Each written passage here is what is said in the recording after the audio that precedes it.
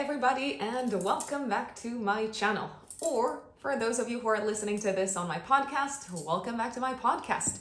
By the way, if you are here for the very first time, you can also listen to this forecast in the podcast only version, available on Spotify, Apple Podcasts, and Google Podcasts. You can find the link in the description box of the video as to how you can access it. July, folks. Today we are here to talk about your July horoscopes. But let me say a couple of things before we dive into the very intense and very fixed, there's a lot of fixity in July, the very fixed astrology of July 2021. First and foremost, I am a Western tropical astrologer. All videos on my channel, all episodes on my podcast follow Western tropical astrology. Secondly, I use the whole sign house system.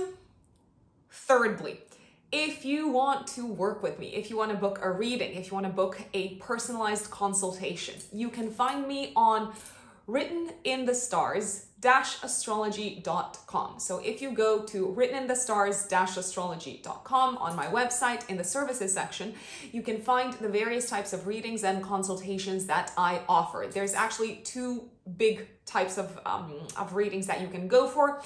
Either the live Zoom call consultation or the audio recorded only type of reading. Last but not least, since you're here, don't forget, if you're listening to horoscopes, especially general horoscopes like this one, I would highly recommend that you find out what your rising sign is.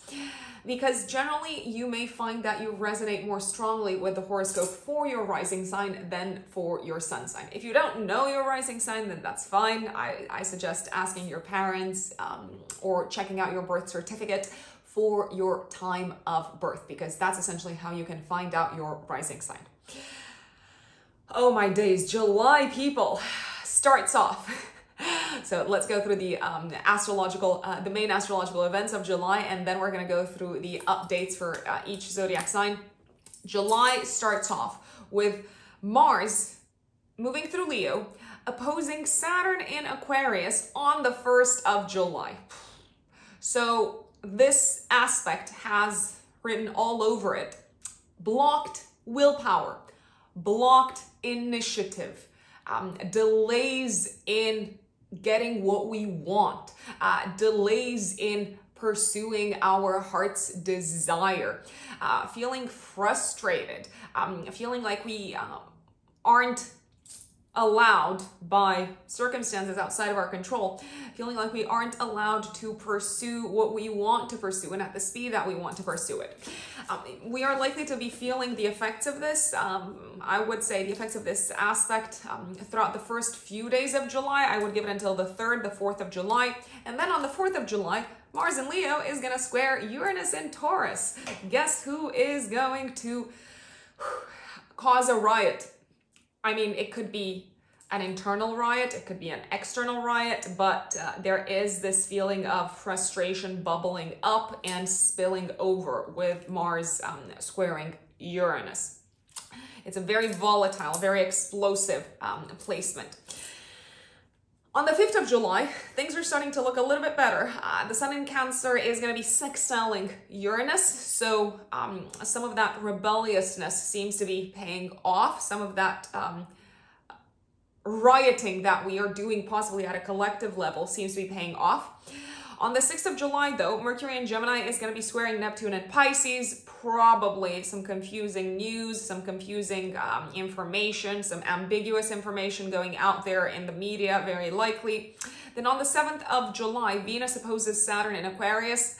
Speaking of blocked affections or unrequited love, on the 8th of July, Venus in Leo is going to square Uranus in Taurus, another very explosive aspect in relationships in particular, not just romantic, but relationships in general. And on the 9th, 10th of July, we have, depending on where you're at in the world, we have a new moon in Cancer. Then on the 12th of July, Mercury is going to be trining Jupiter in Pisces. Oh my days, we absolutely need this. By the way, on the 11th of July, Mercury finally gets out of Gemini It moves into Cancer. On the 15th of July, the Sun in Cancer is going to be trining Neptune in Pisces. On the 17th of July, the Sun in Cancer is going to be opposing Pluto. Oh my days, this has ego battles written all over it. On the 20th of July, Mercury in Cancer is sextiling Uranus and Taurus. Great news connected to home, connected to family, connected to living situation, connected to our sense of emotional security. On the 22nd of July, the Sun enters Leo and Venus enters Virgo on the same day. Venus is going to stay in Virgo until the 16th of August. And on the 23rd, 24th of July, depending on where you're at in the world, we have a full moon in Aquarius with Mercury in Cancer trining Neptune in Pisces. And Jupiter in Pisces on the day of the full moon, opposing Mars and Venus. On the 25th of July, Mercury in Cancer is opposing Pluto. This, I would say, is an aspect that I associate with very painful and very triggering verbal exchanges. It could also be constructively used and have a very raw, honest conversation about feelings, especially buried feelings. On the 27th of July, Mercury moves into Leo, it joins the Leo party. And on the 28th of July, Jupiter moves back into Aquarius until December, until the end of this year. Jupiter has some more work to do in Aquarius. And on the 29th of July, Mars enters Virgo until the 14th of September, and also on the same day opposes Jupiter. That was a mouthful. I am going to make a list, by the way, you've probably noticed me doing this lately. I'm going to make a list of all of these key astrological events and post it as a separate post on my Instagram. By the way, if you don't follow me on Instagram, it's @RuxUnbelievable. I'm also going to post it on the community tab on YouTube, so keep an eye out for it. Let us dive into the horoscopes for each zodiac sign. So obviously the one and only Aries is going to kick it all off once again. Aries suns and Aries risings. Okay, the first 5 days of July are on fire, and not necessarily in the best of ways. Because on the 1st of July, Mars, which is the ruler of your sense of identity, of your physical body, of how you present yourself to the world, Mars in your 5th house of fun, of enjoyment, of entertainment, is opposing Saturn in Aquarius in your 11th house of friends, groups of people, and long-term goals and plans. It looks like in order to be able to materialize and work towards one of your longer-term plans, you may have to do a little bit of giving up on some of the fun plans that you have been making. And I want to say that this aspect is quite strong in the first 5 days of July, even if it's exact only on the 1st of July. This may also indicate some sort of frustration on a romantic level because you don't seem to be able to align yourself with a romantic partner. Maybe you don't seem to agree on one of your longer term plans, and it's causing you a great deal of frustration because you thought it was a done deal, and you might have thought, okay, maybe my partner is just going to jump on board and everything's going to be fine. For those of you who are single, you may be feeling like you have to push back on the requests or the general consensus amongst your group of friends in order to get what you want and what you need out of, let's say, activities that bring you joy, that spark joy, even creative activities. There could be fights with friends. Let me put it out there. Don't take things personally. I feel like I say this a lot. But at the same time, I would recommend acknowledging that sometimes something's got to give in order for the greater, let's say, the greater good or the greater effect to take place at a collective level rather than at a personal, individual level, my dear Aries. On the 4th of July, also active the day before and the day after, Mars in Leo in your 5th house is squaring Uranus and Taurus in your 2nd house. Okay, so this is when you may feel inclined to literally dish out cash for some sort of fun, entertaining activity. You may also have, if you have children in particular, Aries, you may also have some sort of unexpected expense connected with children in your life. Also, if you have planned something in terms of fun activities, in terms of going out, it may cost you more than you initially thought it would. Now, on the 5th of July, though, and I would say this is also active on the 6th, the Sun in Cancer in your 4th house is sextiling Uranus in Taurus in your 2nd house of income. So you do seem to be maybe getting some sort of financial help from a family member if you need it. You may also find something really nice for the home, maybe like a beautiful object to bring into the home. Also, you may be feeling proud of yourself for having the ability to help financially a family member. On the 6th of July, Mercury and Gemini in your 3rd house is squaring Neptune and Pisces in your 12th house. I would pay attention to the 6th of July and also the 7th. What's happening here is very likely some sort of delays, some sort of unexpected elements coming up. If you are traveling short distance, also communications are very vague and very ambiguous. So make sure, my dear Aries, that you clarify a couple of times with the people who you interact with on a day-to-day basis. Make sure that you know for a fact that they have gotten your message clearly, because there is a tendency for people to not get you clearly around these dates. Now, on the 7th of July, Venus in Leo in your 5th house opposes Saturn in Aquarius in your 11th house. Again, you feel blocked by a group of people that you're a part of. You might also be feeling a little bit frustrated, maybe with the fact that everyone seems to be enjoying themselves, especially people around you, and you've got work to do, and you just can't leave everything, drop everything, and go and maybe go out or something of that nature. There's also a possibility, if you are in a relationship, that you may feel frustrated because maybe your partner, your romantic partner, can't seem to get along with someone who is very important for you in terms of friendship. So a very important friend in your life. Now, from the 9th to the 10th of July, and I would also look at the 3 days before, 3 days after, we have a new moon in Cancer in your 4th house of home. It is sextiling Uranus and Taurus in your 2nd house, and it is trining Neptune in Pisces in your 12th house. Okay, so I really like this because this looks like a beautiful new beginning. You are initiating something in the area of home and living situation. Maybe you're starting off some renovation process.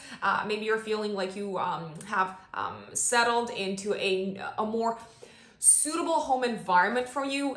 It could also be a time when you hear positive news connected to finances that allow you to maybe invest more into your home. It could also be a time maybe when you get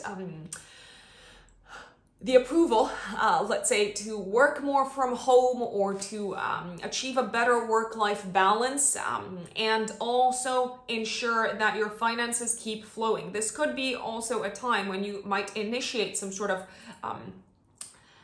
long-term endeavor from home that is likely to turn into a very lucrative endeavor. So I really like this.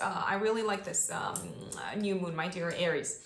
Now, from the 11th of July, Mercury moves into Cancer, and essentially until the 27th of July, Mercury, planet of the logical mind and thought, is drawing your logical mind, your thinking, and your mental energy towards matters connected with the home and with the family. Now, on the 12th of July, Mercury in your 4th house is trining Jupiter in Pisces in your 12th house. Okay, this is a very beautiful day. It's probably one of my favorite days for July, because you seem to be receiving some sort of very unexpected, out of the blue, positive news that makes you feel happy and privileged, connected to your home, connected to your family, maybe connected to a family member, connected to a sibling, possibly. It is a great time to get together with family. It's also a great time to maybe prepare a surprise for a family member and visit them out of the blue. It's a good day for emotional bonding with family members. Now, on the 13th of July, this is probably one of the, let's say, most romantic days of the month. I would also look at the 13th and the 14th. Venus is conjunct Mars in Leo in your 5th house of love and romance. If you go out on a date, do it on the 13th and also on the 14th. On the 15th of July, the Sun in Cancer in your 4th house of home is trining Neptune in your 12th house. Once again, this can feel like a day of connecting very strongly, very powerfully with a family member. On the 17th of July, though, the Sun in Cancer in your 4th house opposes Pluto in the 10th house. So your attention, your energy is still directed towards the home, and maybe someone in your professional environment, maybe a boss, is saying, okay, you're not being so focused on the work that we're doing, or they are trying to take you away from home, or they are trying to exert their authority in not such a friendly manner over you and say, get back to work, you don't seem to be concentrated, or something of that nature. And from the 22nd of July, the Sun moves into Leo in your 5th house. Okay, so I love Leo season for you, Aries, which is going to last for the next roughly 4 weeks from the 22nd of July onwards, because you're probably going to feel like you are in the mood for fun, you are in the mood for entertainment, you are in the mood for romance. And from the 22nd of July until the 16th of August, Venus, planet of love and enjoyment and entertainment, moves through Virgo in your 6th house. So throughout this period, you may feel much more inclined to pay better attention to your health, to maybe institute some new health routines, and also take some sort of health-related action that also has a positive impact upon your appearance and upon your aesthetics. So it could be a time for beauty procedures, I would say. Now, on the 24th of July, give or take 3 days before, 3 days after, we have a full moon in Aquarius. This is actually the first of the 2 full moons coming up this summer in Aquarius. Can't get enough of Aquarius, right? Playing back to themes that may have emerged in your life around the new moon in Aquarius on the 11th of February. The full moon in Aquarius is triggering your 11th house, 5th house axis. At the time, Mercury in Cancer in your 4th house is trining Neptune in the 12th. Jupiter in Pisces in your 12th is opposing Mars in Leo in your 5th. And Venus in Virgo in your 6th. And Saturn in Aquarius in your 11th is squaring Uranus in Taurus in the 2nd house of values. So what's happening here? Okay, a couple of things. You may have a bit of a sudden realization connected to a friend, or connected to a group of people that you were a part of, where you acknowledge the fact that your values are no longer aligned with the values of that particular group or of that particular friend. And it could be a time when you silently decide to walk away from someone who you consider to be a close friend, maybe. And it does bring a little bit of pain. We absolutely have to acknowledge that. This could also be a time when you have an aha moment about your values and the values of a romantic partner. It can be a very romantic time, but also a time when romance is, let's say, colored with a very serious hue, because Saturn is placed in the same sign as the full moon, and Saturn thinks long term. So if you are dating, if you are meeting someone around this time, which is very possible, if you are having conversations with a romantic partner at this time, you're probably going to be thinking long term, and there may be some disagreements, there may be some difference in views and opinions connected to your goals for the future as a couple, but also individually, and also very likely connected with the topic of children. There could also be maybe some sort of like challenging news that comes up around this time connected with children, if you do have children in your life, or it could be a time when a child leaves the home in some shape or form, maybe to go to university, for instance. On the 27th of July, Mercury also moves into Leo in your 5th house of creativity and children and entertainment. And from the 28th of July until the end of this year, Jupiter goes back into Aquarius in your 11th house. Once again, putting the spotlight on what beliefs do you have that you attach to the topic of friendships, and how can you expand your circle, and also how can you ensure that the people who you bring into your life as collaborators, as allies, how can you ensure that they contribute to you fulfilling your long-term goals, my dear Aries? That is the question for you. What I can tell you is very likely you will be once again focusing very much on long-term plans and long-term objectives, and also long-term allies until the end of this year, Aries. Now, if you are a Taurus sun or a Taurus rising, July is an intense month for you. I kid you not. Why? Because there's going to be a lot of energy concentrated, especially in the second half of the month.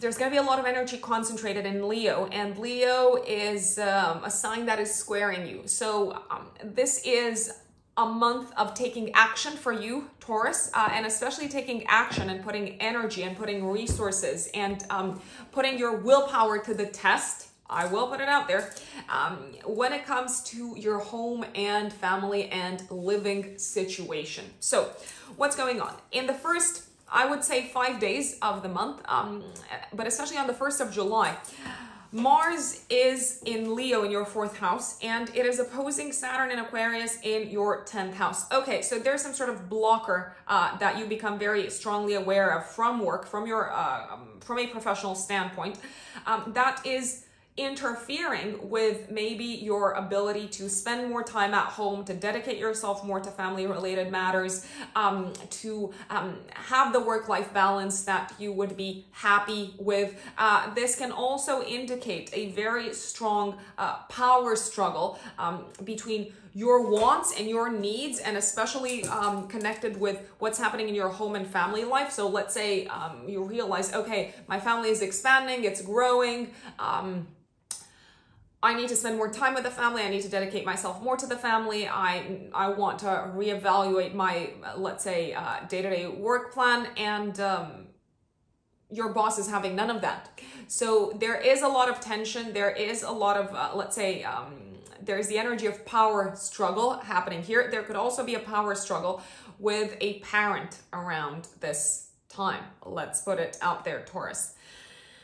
Now, on the 4th of July, Mars and Leo in your 4th house is squaring Uranus and Taurus in your 1st house. Okay, so this is an explosive aspect of fighting and rebelling against very likely a family member, maybe the authority of a family member, also the authority of a parent. And this could indicate a very, let's say, powerful conflict with either a partner or a parent or a family member that results in you having maybe an overly impulsive and overly violent reaction. So very careful with the temper throughout this period.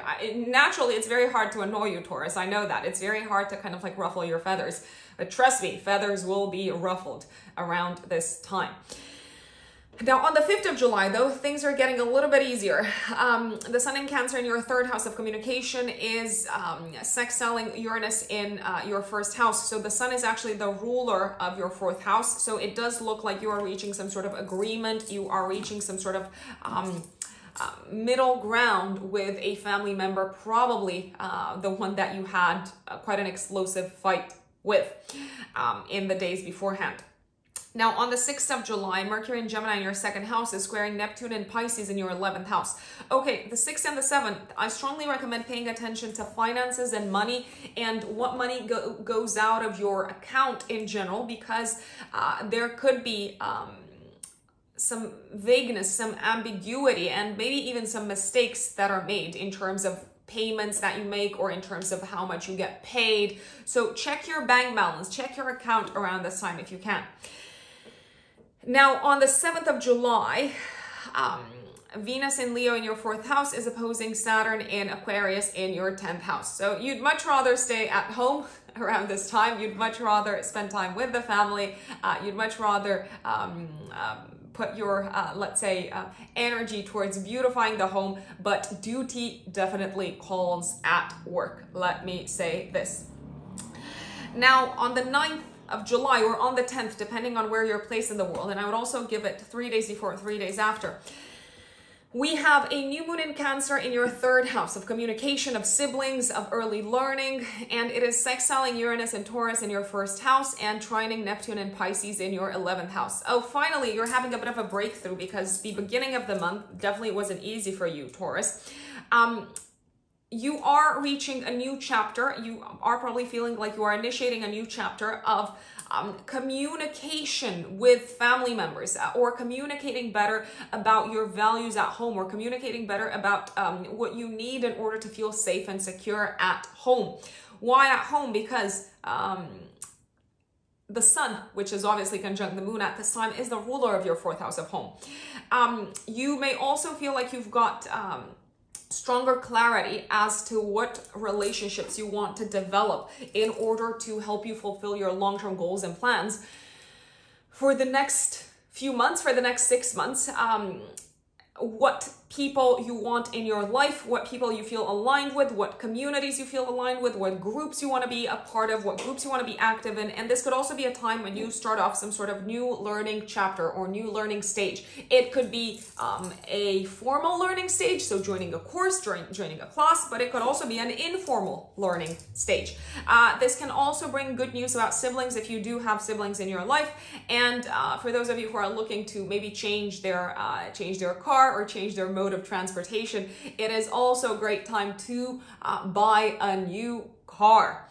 Now, from the 11th of July, Mercury moves into Cancer in your 3rd house until the 27th of July, essentially directing your mental energy towards topics connected with communication, negotiation, and developing your logical or let's say intellectual skills in some shape or form.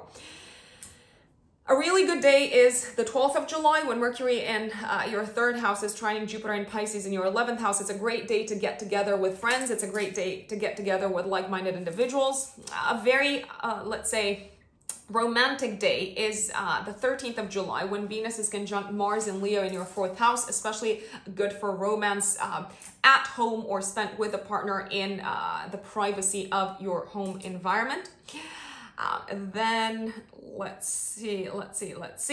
Okay, so I like the 15th of July because the sun in Cancer in your 3rd house is trining Neptune in the 11th. This is a really good day for communication that is filled with empathy, that is filled with sensitivity, and that is also very strongly linked with one of your long-term plans, with like-minded individuals, with collaborators.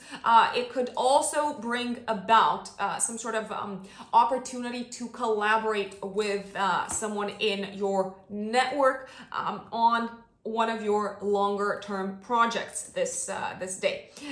Now, from the 22nd of July onwards, the sun also moves into Leo in your 4th house of home, putting even more emphasis on the area of home and living situation. And Venus moves into Virgo in your 5th house of children and creativity until the 16th of August. Let's see. Venus in Virgo in your 5th house until the 16th of August is prime time for you romantically, my dear Taurus. I will put it out there. It is a great time for you to treat yourself. It is a great time for you to go out on dates. It is a great time for you, if you are single, to meet people, to connect with people romantically. It's also a really fun time Let's face it, the fifth house is the house of fun. It is the house of joy. It is the house of pleasure. So give yourself permission to be pulled into and to receive in your life opportunities to enjoy yourself, opportunities to treat yourself, maybe to go shopping, maybe to go to the spa. I know, Taurus, right? So that would be my recommendation around Venus in Virgo in your fifth house. Now, on the 24th of July, give or take 3 days before, 3 days after, we have a full moon in Aquarius triggering your 10th house of career and your 4th house of home. Saturn in Aquarius in your 10th house is squaring Uranus and Taurus in your 1st house. What's going on here is the following. You may have a very sudden announcement to make to bosses, to make to leadership that is somehow connected with your private life, with your home life. Maybe you're having a baby. Maybe you're deciding to move and you can no longer work for them. Similarly, there could be some sort of dramatic announcement being made by leadership that makes you say, do I really want to keep working for this company any longer? You are in a state of revolt this year, which you probably know, Taurus, against bosses, against figures of authority, with Uranus in your 1st house squaring Saturn in the 10th. You are feeling restless in terms of career and professional path. So you may decide to hand in your notice, or you may decide to look for a new job, or you may actually be offered a new work opportunity around this time. The energy is very, very intense because on the one hand, you are feeling, let's say, optimistic about your future because Mercury in Cancer in your 3rd house at the time is trining Neptune in Pisces in the 11th. So you're feeling optimistic about where life is taking you. You're feeling emotionally connected with your dreams. But on the other hand, it's not easy for you to say, no, this path or this company or this profession is no longer aligned with who I am becoming. Now, from the 27th of July, Mercury joins the Leo party, entering your 4th house of home. And from the 28th of July, Jupiter moves back into Aquarius in your 10th house of career until the end of the year. It is no coincidence that Jupiter moves back in this part of your chart until the end of the year, right after the full moon.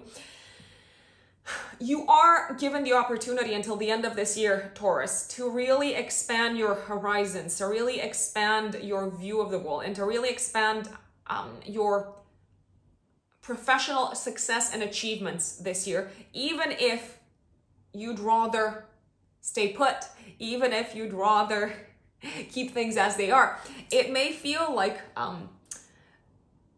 the drive to try out something new, the drive to expand who you are out into the world, especially from a professional perspective, is too strong to ignore. So don't ignore it, Taurus. Roll with it. Now, if you are a Gemini sun or a Gemini rising, I bet you are relieved to be out of eclipse season, because June has obviously been probably one of the most intense months of the year for you Geminis. So July is going to be a lot lighter for you guys in particular, guys and gals and fellows out there.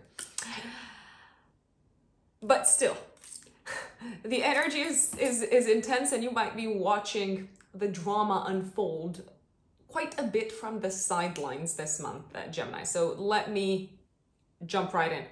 So from the 1st of July until, I would say, roughly until the 4th, Mars is in Leo in your 3rd house of communication, of siblings, of short distance travel, and it is opposing Saturn in Aquarius in your 9th house of the higher mind and of long distance travel.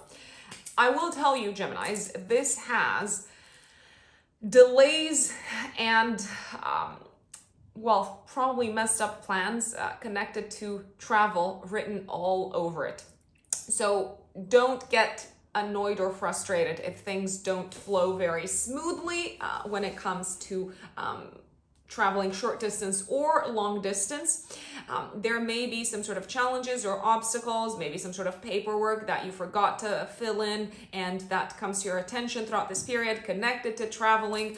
This could also be a period of time when your attention is drawn towards the fact that you've got to put some effort and time into solving something of a legal nature, because the ninth house is also connected to legal matters.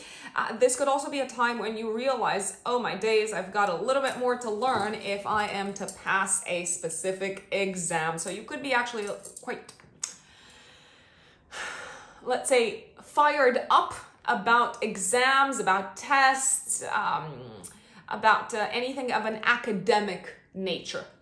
Now, on the 4th of July, Mars in Leo in your 3rd house is squaring Uranus and Taurus in your 12th house. Okay, so this is a day when you could have, I don't know, maybe like a tire, a flat tire on the road. This could be a day when something sudden and unexpected happens with your vehicle, something breaks apart. I would recommend caution on the road because this could also indicate sudden road rage. So take it easy, take it easy. I mean, you guys take it lightly generally, but this does seem to really come out of the blue in your life. Now, the 5th of July is a much better day compared to the beginning of the month. By the way, the beginning of the month is a little bit tense for everyone, not just for you, so don't feel singled out. It's actually even more intense for fixed signs, so Taurus, Scorpio, Aquarius, and Leo.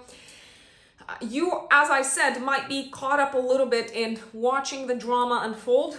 So on the 5th of July, the Sun in Cancer in your 2nd house sextiles Uranus and Taurus in the 12th house. So this could be a sudden payment arriving in your bank account, maybe something that you forgot about. I really like this day. On the 6th of July, Mercury in your 1st house is squaring Neptune and Pisces in your 10th house. So this has miscommunication written all over it, miscommunication or something getting lost in translation in a professional environment, maybe with a boss, maybe you don't have clarity of direction from a boss. Triple, double, quadruple check to make sure that you have gotten the message from a boss or even a client. Triple check that you've got it correctly, that you understood what they were trying to say. Now, on the 7th and the 8th of July, we've got Venus in Leo opposing Saturn and Aquarius in your 9th house and squaring Uranus and Taurus in your 12th house. So there could be some maybe elements that you feel like you've got to sacrifice connected to traveling for pleasure. You're not feeling great about it, but what can you do? There doesn't seem to be any other way around it. You may also have some sort of heated debate or argument with a romantic partner around opposing views around this time. Now, on the 9th or the 10th of July, depending on where you're placed in the world, but also looking at the 3 days before, 3 days after, we have a beautiful new moon. Yay! Yay, we need some beauty in our life. We have a beautiful new moon, Geminis, in your 2nd house of income. Nice. Sextiling Uranus and Taurus in the 12th. Pleasant surprises. And trining Neptune and Pisces in your 10th house. Okay, so this is great, Geminis. Why? Because you are entering a very, let's say, surprisingly pleasant new chapter for yourselves financially. Maybe this is a time when you start making more money. Maybe this is a time when you get approval from, I don't know, HR for the raise that you may have asked for. If you are thinking of asking for a raise, absolutely go for it and do it. This could also be a time when you receive some sort of new work offer. This could be a time when you, if you're working for yourself, when you score a lucrative new client, when you seal a very important deal that is going to give you something to work towards for the next at least 6 months. It could also be a time when you feel like you are being given the opportunity to capitalize more on an existing talent, maybe something that you weren't necessarily so confident about, you weren't so sure about, but now you're like, okay, I've got this, I can really do this, and you seem to be channeling this in a professional environment in a way that is appreciated by leadership, by bosses, by clients. So well done. New money coming into your life, Gemini. Now, from the 11th of July, Mercury joins the Cancerian party in your second house of income and essentially directs your mental energy towards making money, towards increasing your sources of income, or increasing the amount of money that you make in general. And I really like the 12th of July, when Mercury in your second house is trining Jupiter and Pisces in the 10th house. This is a fantastic, fantastic placement for abundance, financial abundance, and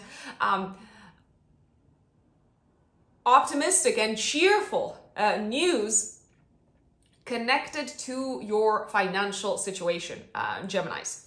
Now, the 13th and the 14th of July are two of the most, let's call them, romantic days of the year, when Venus is going to conjunct Mars in Leo in your third house of communication. Go out on dates, talk to people, connect with romantic partners. If you're single, what are you waiting for, Geminis? It may feel like you are aligned in terms of, let's say, intellectual interests and rational way of looking at the world. It may feel like you are aligned with a romantic partner. This has romantic dinner spelled all over it, or at least that's how I see it for you. It could also be a great time for you to go on a short distance trip with a romantic partner, because it is steamy. The chemistry is literally going through the roof, Geminis. Now, on the, let's see, on the 20th of July, Mercury in Cancer in your second house is exactly sextiling Uranus and Taurus in your 12th house. Again, you seem to be getting more and more positive news connected to finances, connected to income. You seem to be feeling much more confident about a specific talent or skill. And from the 22nd of July, the sun moves into Leo in your third house of communication and short distance travel. I gotta tell you, by the end of this month, your agenda is going to be once again absolutely packed. By the end of July, the last, 8 days are going to be filled with meetings and probably short trips, a lot of emails, a lot of conferences, a lot of calls. And Venus moves into Virgo in your fourth house until the 16th of August. And this is a great time to buy nice stuff for the home. It's a great time to have a think about what brings you joy at home and in your private life. How can you make your private environment more pleasant? And on the 24th of July, we've got a full moon in Aquarius, which, by the way, is a sign that gets along very well with you, Geminis, triggering your third house, ninth house axis, and Saturn in Aquarius at the time is squaring Uranus and Taurus in the 12th. Okay, so this is a completion of a cycle of learning, of studying, or of a cycle in your life that may have started around the 11th of February this year at the new moon in Aquarius, connected to a cycle connected to legal matters, connected to visas, connected to travel matters. It could be a time when you make plans to travel, but it could also be a time when you decide that some of the plans that you had made to travel are going to be thwarted. They are not going to come to pass. If you are abroad, then you may have some sort of, let's say, delays or challenges connected with documents, connected maybe with passports, connected, I don't know, with tests, because we've all got to test ourselves over and over again in order to travel. By the way, I'm not saying that's a bad thing, but I am saying that it is something that some people might forget about, or maybe they aren't filling the correct forms. So there is some stress around this time. Also, you might be hearing news connected to exams around this time, my dear Geminis. Now, from the 27th of July, Mercury moves into Leo in your third house, joining the sun there. And from the 28th of July, Jupiter moves back into Aquarius in your ninth house. Okay, what's happening here? From the 28th of July until the end of the year, you've got the opportunity to really reassess and reevaluate your belief systems, to reassess and reevaluate your overview of the world, your personal life philosophy. You may have struggled this year from a mental health perspective and from a belief system perspective with the fact that some of the beliefs that you held close to heart no longer seem to make sense in the world, and you've got to rejig them, you've got to reassess them, you've got to come up with new ways of looking at the world and new ways of making sense of the world. Luckily, or I don't know how we should call it.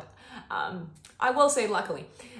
Jupiter in Aquarius blends very nicely with the Gemini energy. So you are gaining a lot more objectivity connected to how you see the world until the end of this year. And also Jupiter in the 9th house is going to bring you opportunities to travel once again, even if it didn't exactly happen when you thought it would happen or how you thought it would happen. Let's put it this way.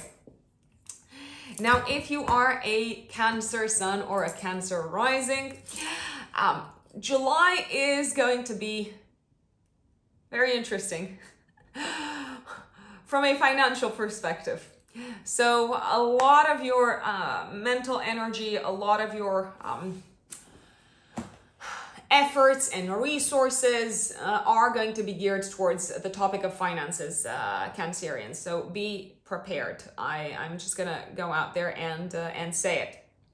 So in the first, I would say 4 to 5 days of July, Mars in Leo in your 2nd house is opposing Saturn in Aquarius in your 8th house. Okay, so this could be a time when you feel frustrated because Mars opposing Saturn is frustration, folks. I realize some people are going to say, oh no, like why such a negative overview? I'm like, Mars opposite Saturn, there is no other way to describe this than frustration. Delays, blocked, let's say, willpower, blocked initiatives, or constraints and restraints. You may feel frustrated about, let's say, not being able to access some money to spend it in the way that you would like to spend it. There can also be delays connected to you getting paid. There can also be, let's say, conflicts possibly connected with how you and your partner, if you are in a partnership, be it a marriage, be it a long-term partnership, be it a business partnership, there can also be conflicts connected with how you approach the topic of money and finances in general. There could also be a partner needing your help financially, and you essentially have to take some of that money that you had saved aside for other things and help them to overcome some sort of difficult situation financially. You're not forced to do this, but you almost feel guilty if you didn't do it, Cancerians. Also on the 4th of July, Mars in Leo in your 2nd house is squaring Uranus and Taurus in your 11th house. So there could also be some sort of clash in values with a friend around this time, Cancerians. Now on the 5th of July, finally, a great day. The Sun in Cancer in your 1st house is sextiling Uranus in the 11th house of Friends. The Sun is the ruler of your income, Cancerians.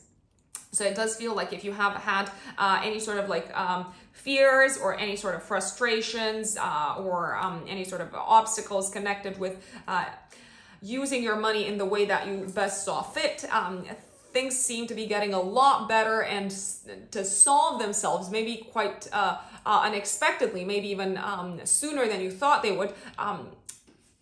Around the 5th of July. This could also be a time when you make friends once again with a friend that you had a fallout with. Now, on the 7th and the 8th of July, Venus in Leo in your 2nd house of income is going to be opposing Saturn in Aquarius in your 8th house and squaring Uranus and Taurus in the 11th house. Okay, so this can be a time when you think, I got to treat myself, I got to buy nice things, I want to spend money, I deserve it. And then you feel guilty because you have other long-term plans that you would, let's say, see as being a much more suitable way of spending your money than treating yourself. So there could be a little bit of inner frustration connected to resources around these days. I love the new moon in Cancer, though, that is coming up in our sign. So on the 9th or the 10th of July, depending on where you're placed in the world, there is a new moon in Cancer in your 1st house of identity and the physical body. look at the 3 days before, the 3 days after as well. This new moon is sextiling Uranus in Taurus in your 11th house of friends and goals and long-term plans. And it is trining Neptune in Pisces in the 9th house. Okay, this is great. Why? Because you seem to be having, let's call it, an aha moment, an enlightening moment regarding your life path, regarding your life direction. You seem to be probably welcoming some sort of new collaborator, new opportunity to work together with someone around this time. You may also feel like you have found your tribe. You may also feel like you have found your people, like you have found the group of people where you feel most welcome and where you feel most at home. And you may also feel like finally you are in a group of people who see you for who you truly are and who are aligned with you from a belief systems perspective. This could also be a time when you have a mentor entering your life, or when a friend introduces you to someone who can become a mentor or a teacher. It's a great time for socialization. It's a great time for meeting new people. It's a great time for traveling as well, Cancerians. Yes. I'm like, yes, I'm so happy. I'm a Cancer rising. Yes. Now, on the 11th of July, Mercury joins the Cancerian party in your first house of identity. And until the 27th of July, actually, you may be feeling like your communication skills are a lot more sharp. You may be feeling a lot more eager to express your opinions. You may be feeling a lot more confident in your opinions. You may be feeling like you want to have a say on things. More so than you normally would, because normally you might keep your thoughts to yourself. Now, on the 12th of July, this is a great day because Mercury in the first house is trining Jupiter in Pisces in your 9th house. A great day to travel, also the day before, the day after. A great day to make a presentation, also a great day to launch something like an advertising campaign, or to launch maybe a marketing campaign connected with the way you have rebranded yourself in some shape or form. On the 13th and the 14th of July, I want to flag that these are probably some of the most romantic days of the year because Venus is conjunct Mars in Leo in your 2nd house. Okay, so this is romantic for a lot of people. For you, it's romantic because you feel valued and you feel appreciated by a romantic partner, first of all. Secondly, this is a great time to welcome money into your life, to receive maybe a bonus, or to receive a new client into your life, or to feel confident about starting to use a lot more an existing talent, an existing skill. You feel very appreciated, and that also makes you feel super sexy, Cancerians, around this time. Another great day is the 15th of July when the Sun in Cancer in your 1st house trines Neptune in the 9th house. Another great day, I would say, for consolidating and feeling, let's say, even more confident in your current or in your evolving life philosophy, my dear Cancerians. Now, on the 17th of July, there could be a fallout. There could be an ego clash with a partner as the Sun in Cancer opposes Pluto in the 7th house. On the 20th of July, Mercury in Cancer in your 1st house is sextiling Uranus in Taurus in the 11th. Maybe an unexpected meetup with a friend, someone who you haven't seen in a long time. And from the 22nd of July until the end of the month, the Sun is going to move through Leo in your 2nd house of income. Again, something is kind of like drawing your attention towards money, budgeting, long-term financial plans, getting serious about it this month in general. And Venus until the 16th of August from the 22nd of July is moving through Virgo in your 3rd house of communications. Essentially, this period makes it a great time for you to connect with new people, to sell your services, to promote yourself. You're very persuasive. You might have very pleasant conversations in general with people. You feel understood throughout this period. And on the 24th of July, give or take 3 days before, 3 days after, we have a full moon in Aquarius in your 8th house of other people's money and resources and income. Saturn in Aquarius at the time is squaring Uranus and Taurus in the 11th house. We do have some nice aspects as well. Mercury in Cancer in your 1st house, trining Neptune and Pisces in the 9th house. what's going on at this time is you seem to be receiving news connected maybe to a mortgage, a loan, an insurance, an inheritance, or a lump sum of money coming from insurance, maybe a bonus. It's a mixed bag. On the one hand, maybe you're not receiving as much as you wanted to. On the other hand, you are looking at the big picture and you have other reasons to be optimistic about. This could also be a time when you have to, let's say, take a decision along with your partner connected with finances and connected with how you pool your resources together. It could also be a time when you have to pay your dues, your taxes, you have a debt to pay. It comes knocking at your door saying, pay me. I genuinely hope not, but it is a possibility. You may also feel like there is some sort of delay happening in you fulfilling one of your long-term plans connected with shared resources. Maybe you and your partner haven't yet reached an agreement as to how to go about spending money for one of these long-term plans. There could be a bit of a face-off. You have another full moon coming up in the same sign of Aquarius in August. So if you don't find a solution around this time, I would say you are much more likely to find a solution in August around the 22nd, because that full moon is going to be conjunct Jupiter, the great benefic. And from the 27th of July, Mercury moves into Leo in your second house. Mental energy also goes into cash. From the 20th of July until the end of this year, Jupiter moves back into Aquarius in your 8th house, essentially giving you the, let's say, a possibility to expand your resources together with a partner, to have a think about investments, to have a think about shared financial goals. It is also giving you the opportunity to really continue the work that you have started at the beginning of this year, to really continue the work connected with your, well, psychological transformation and facing your demons. And that, Cancerians, is July for you. My dear Leo suns and Leo risings, July is going to be about you more than anything else. So especially, I would say, in the first half of the month, you may be feeling like you are a little bit being put under pressure to reassess your place in the world and to reassess who you are, reassess your values, reassess your life direction. Things are getting lighter in the second part of the month, but let me not get ahead of myself. So what is going on in July?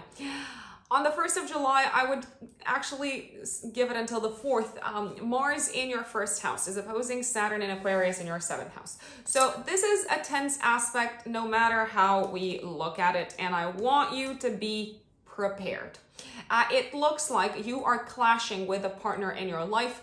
It can be a romantic partner, it can be a business partner, it can be a consultant in your life. It could be, for instance, someone who you work with on a one-to-one basis. You are clashing. Why? They seem to be blocking you from going after something that you really want, something that you feel very, very strongly about. Mars rules your 9th house and your 4th house, so it could be connected with your belief system. It could be connected with your view of the world, but it could also be connected with something that you want to do in the home, and the partner says, nope, that doesn't make sense. No, that is not objective. No, that is impulsive. No, you're not thinking long-term. So it is causing a little bit of frustration, or a lot of frustration. Careful with that flaming temper. Because when Mars is in our 1st house, we do have the tendency to, as they say, lose it a lot easier. To feel attacked and to also feel ready to attack. On the 4th of July, Mars in your 1st house is squaring Uranus and Taurus in the 10th house. This can also bring a bit of an explosive argument and quite an abrupt argument with either a boss or a parent. Now, on the 5th of July, though, you're making up with people, very likely, because the Sun in Cancer in your 12th house is sextiling Uranus in your 10th house. So what's going on at this time is you may be acknowledging one of your blind spots that led to you having the clash with the boss or with a parent in the first place. So you're probably doing a little bit of a mea culpa. Now, on the 6th of July, Mercury in your 11th house is squaring Neptune and Pisces in your 8th house. This could be a day of a little bit of, let's say, vague communication with friends around finances or around money that may, let's say, delay some of your long-term plans. And on the 7th and the 8th, Venus and Leo in your first house is opposing Saturn and Aquarius in the 7th house of partnerships and squaring Uranus and Taurus in the 10th house. So you're feeling good. You want to enjoy life. You want to have fun. You want to do what brings you pleasure. And partners and bosses in your life are just like, no, no, no, no, no. Not great. What can I say? But they might have a point. I do want to raise this to you. They might have a point that is connected more with long-term goals and paths. That would be my recommendation. And they might also have a point connected with your health. So maybe you want to do something, I don't know, like party for 5 days straight. I'm just giving a random example. I'm not saying that you are doing that. And a partner is kind of like getting upset and they're saying, oh no, how can we be together for a long period of time if you have this kind of like childish attitude? So that is a possible scenario, Leos. Now, on the 9th or the 10th of July, depending on where you're at in the world, and I would also look at the 3 days before, 3 days after, we have a new moon in Cancer in your 12th house of spirituality and of introspection and of dreams and of past lives. It is sextiling Uranus and Taurus in the 10th house, and it is trining Neptune and Pisces in your 8th house. It's a gorgeous, gorgeous, gorgeous new moon. It looks like you are probably becoming very aware of one of your fears, of one of your blind spots, maybe of one of your, let's say, traumas that might have triggered you to act in a way that doesn't, let's say, align with your values in general. You may have a bit of a revelation on a spiritual level. You may feel a little bit more enlightened about what you have been dealing with on a subconscious level that may have been reverberating in your 3D material reality. This could also be some sort of unexpected good news connected to finances. Maybe you receiving a loan, receiving an investment, or receiving some sort of bonus or some sort of financial help to put towards one of your career goals, one of your professional objectives. It could also be a time, I gotta tell you, when you realize sometimes the best action is no action. You realize the value of not doing anything and of going with the flow and trusting the process and allowing the chips to fall wherever they may, Leos. Now, from the 11th of July until the 27th, Mercury, planet of the logical mind, also goes into your 12th house of spirituality. So you could feel maybe inclined to do some more digging, some more reading, some more research on a specific spiritual topic throughout this period. I really love the 12th of July, when Mercury in your 12th house of spirituality is trining Jupiter in Pisces in the 8th house of psychological transformation. So why do I love this day? Because you could be having a revelation connected to something that has been plaguing you, one of your demons, let's say, and now that it makes sense, you realize that it no longer has power over you. As Carl Jung said, and I'm paraphrasing obviously, until we make the subconscious conscious, it runs our life and we call it fate. So it is a day of making the subconscious conscious, I would say. 2 great days, 2 romantic days, fabulous days. The 13th and the 14th of July, when Venus is conjunct Mars in Leo in your first house. So you could be feeling like finally you are being allowed by the universe to enjoy yourself, to have fun. You could be doing some sort of drastic maybe change from a physical perspective, and it turns out beautifully, beautifully. Maybe you're cutting your hair, maybe you're having some sort of, I don't know, procedure done. Maybe you're receiving, you're getting a lot of appreciation for something that you did in the past, but only now do people seem to notice it. You are feeling great. You're feeling like the star that you are supposed to be. And it's also generally a good time for romance with Venus conjunct Mars. You're feeling super sexy. So you do with that whatever you want to do with that information, Leos. I say go out on a date, because the first half of the month hasn't been great in terms of relationships. You gotta remember, Leos, that I'm not laughing at you. I'm laughing with you. We have to laugh in the face of adversity, because otherwise we would die or we would go nuts. Another key date to keep in mind is the 15th of July, when the Sun in Cancer in your 12th house is trining Neptune in Pisces in the 8th house. This is a great day for emotional healing, and also for meditation, I would say, and also for spending time with yourself, for a retreat. And on the 22nd of July, the Sun moves into Leo in your first house, so it's kind of like putting the spotlight on you. Once again, you feel more like yourself. You feel revitalized, and Venus moves into Virgo in your second house until the 16th of August. Okay, so from the 22nd of July until the 16th of August, this is a fantastic period for you financially. You're making money. You're bringing home the bacon. The money, the cash. You could be feeling much more in the mood to spend money for nice things, to kind of like treat yourself. You also seem to be very receptive to receiving new sources of income in your life. I'm liking the looks of this period for you. On the 24th of July, give or take 3 days before, 3 days after, we have a full moon in Aquarius in your 7th house of marriage and partnerships and committed relationships.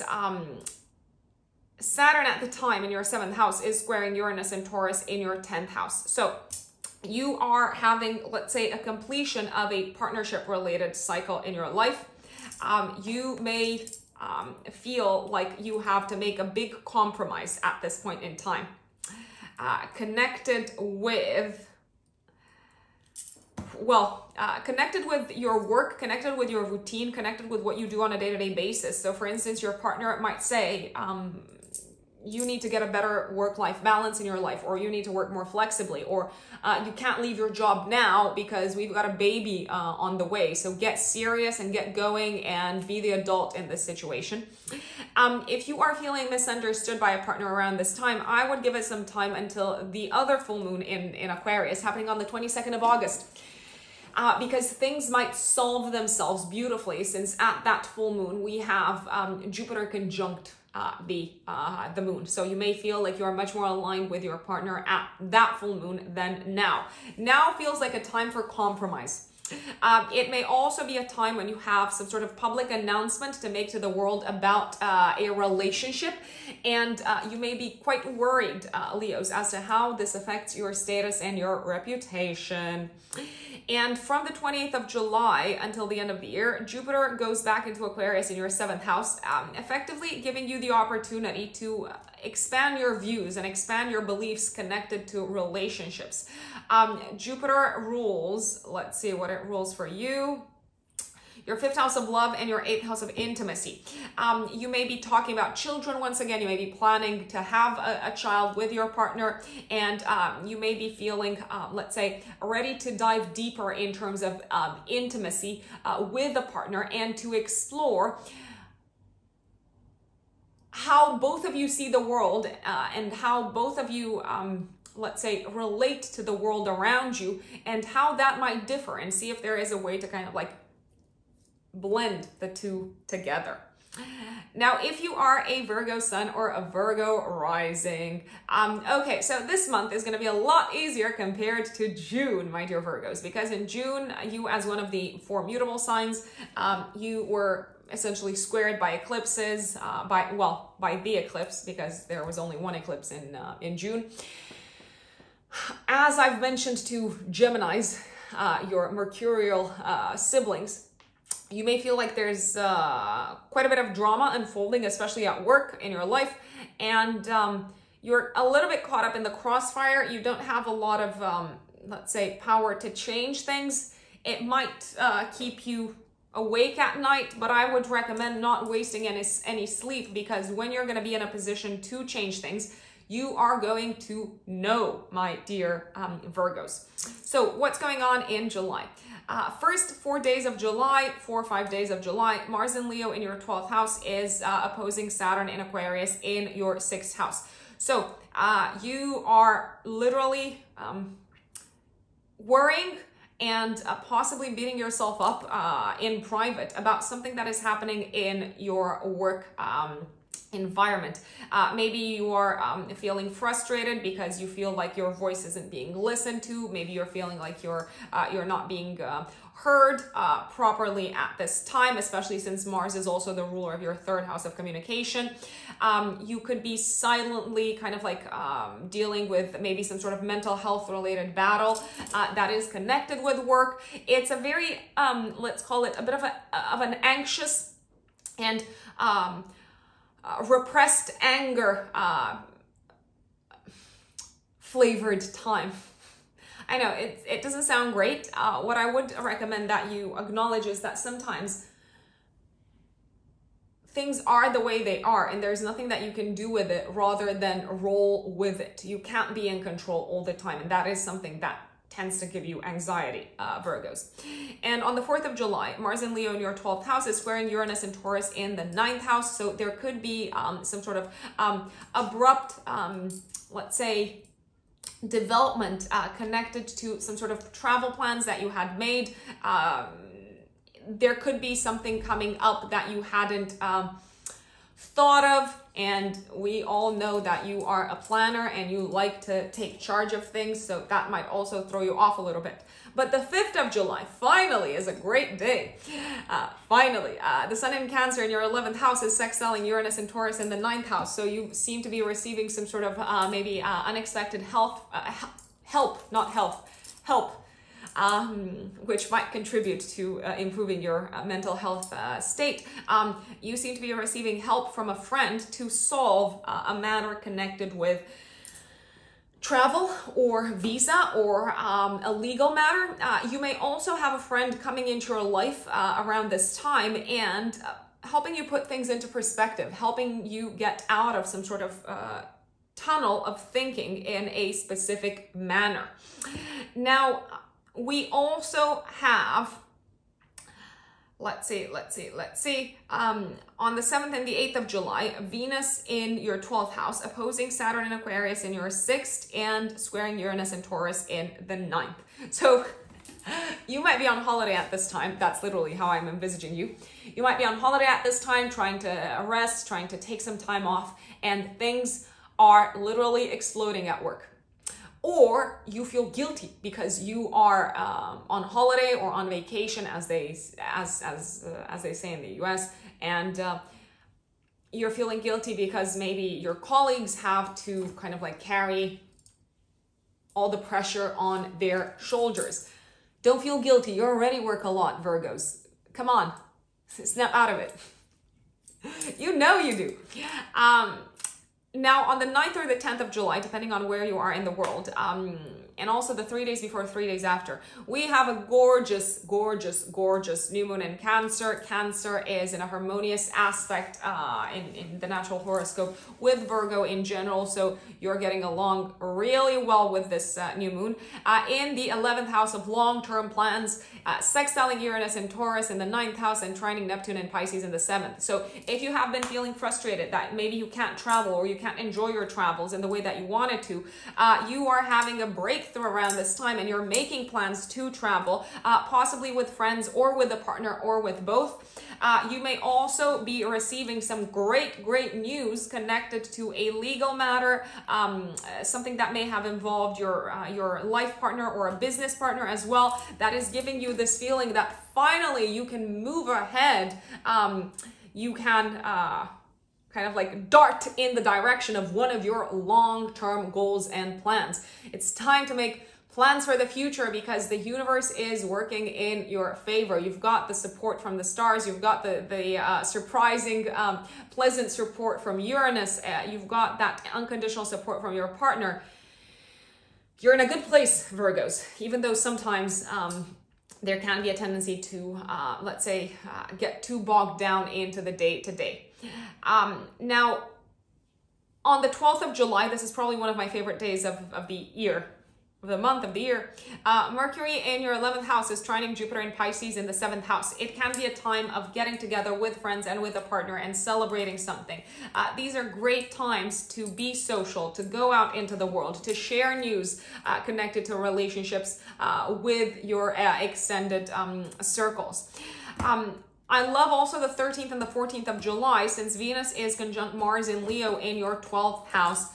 Okay, so the 12th house is the house of the shadows. Mars, planet of passion. Venus, planet of love.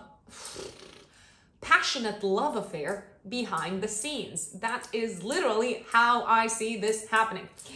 From a more spiritual perspective, this transit may also indicate you finding a way to blend and to merge and to make peace and to accept the divine feminine and the divine masculine that exist inside of you and that exist inside of all of us.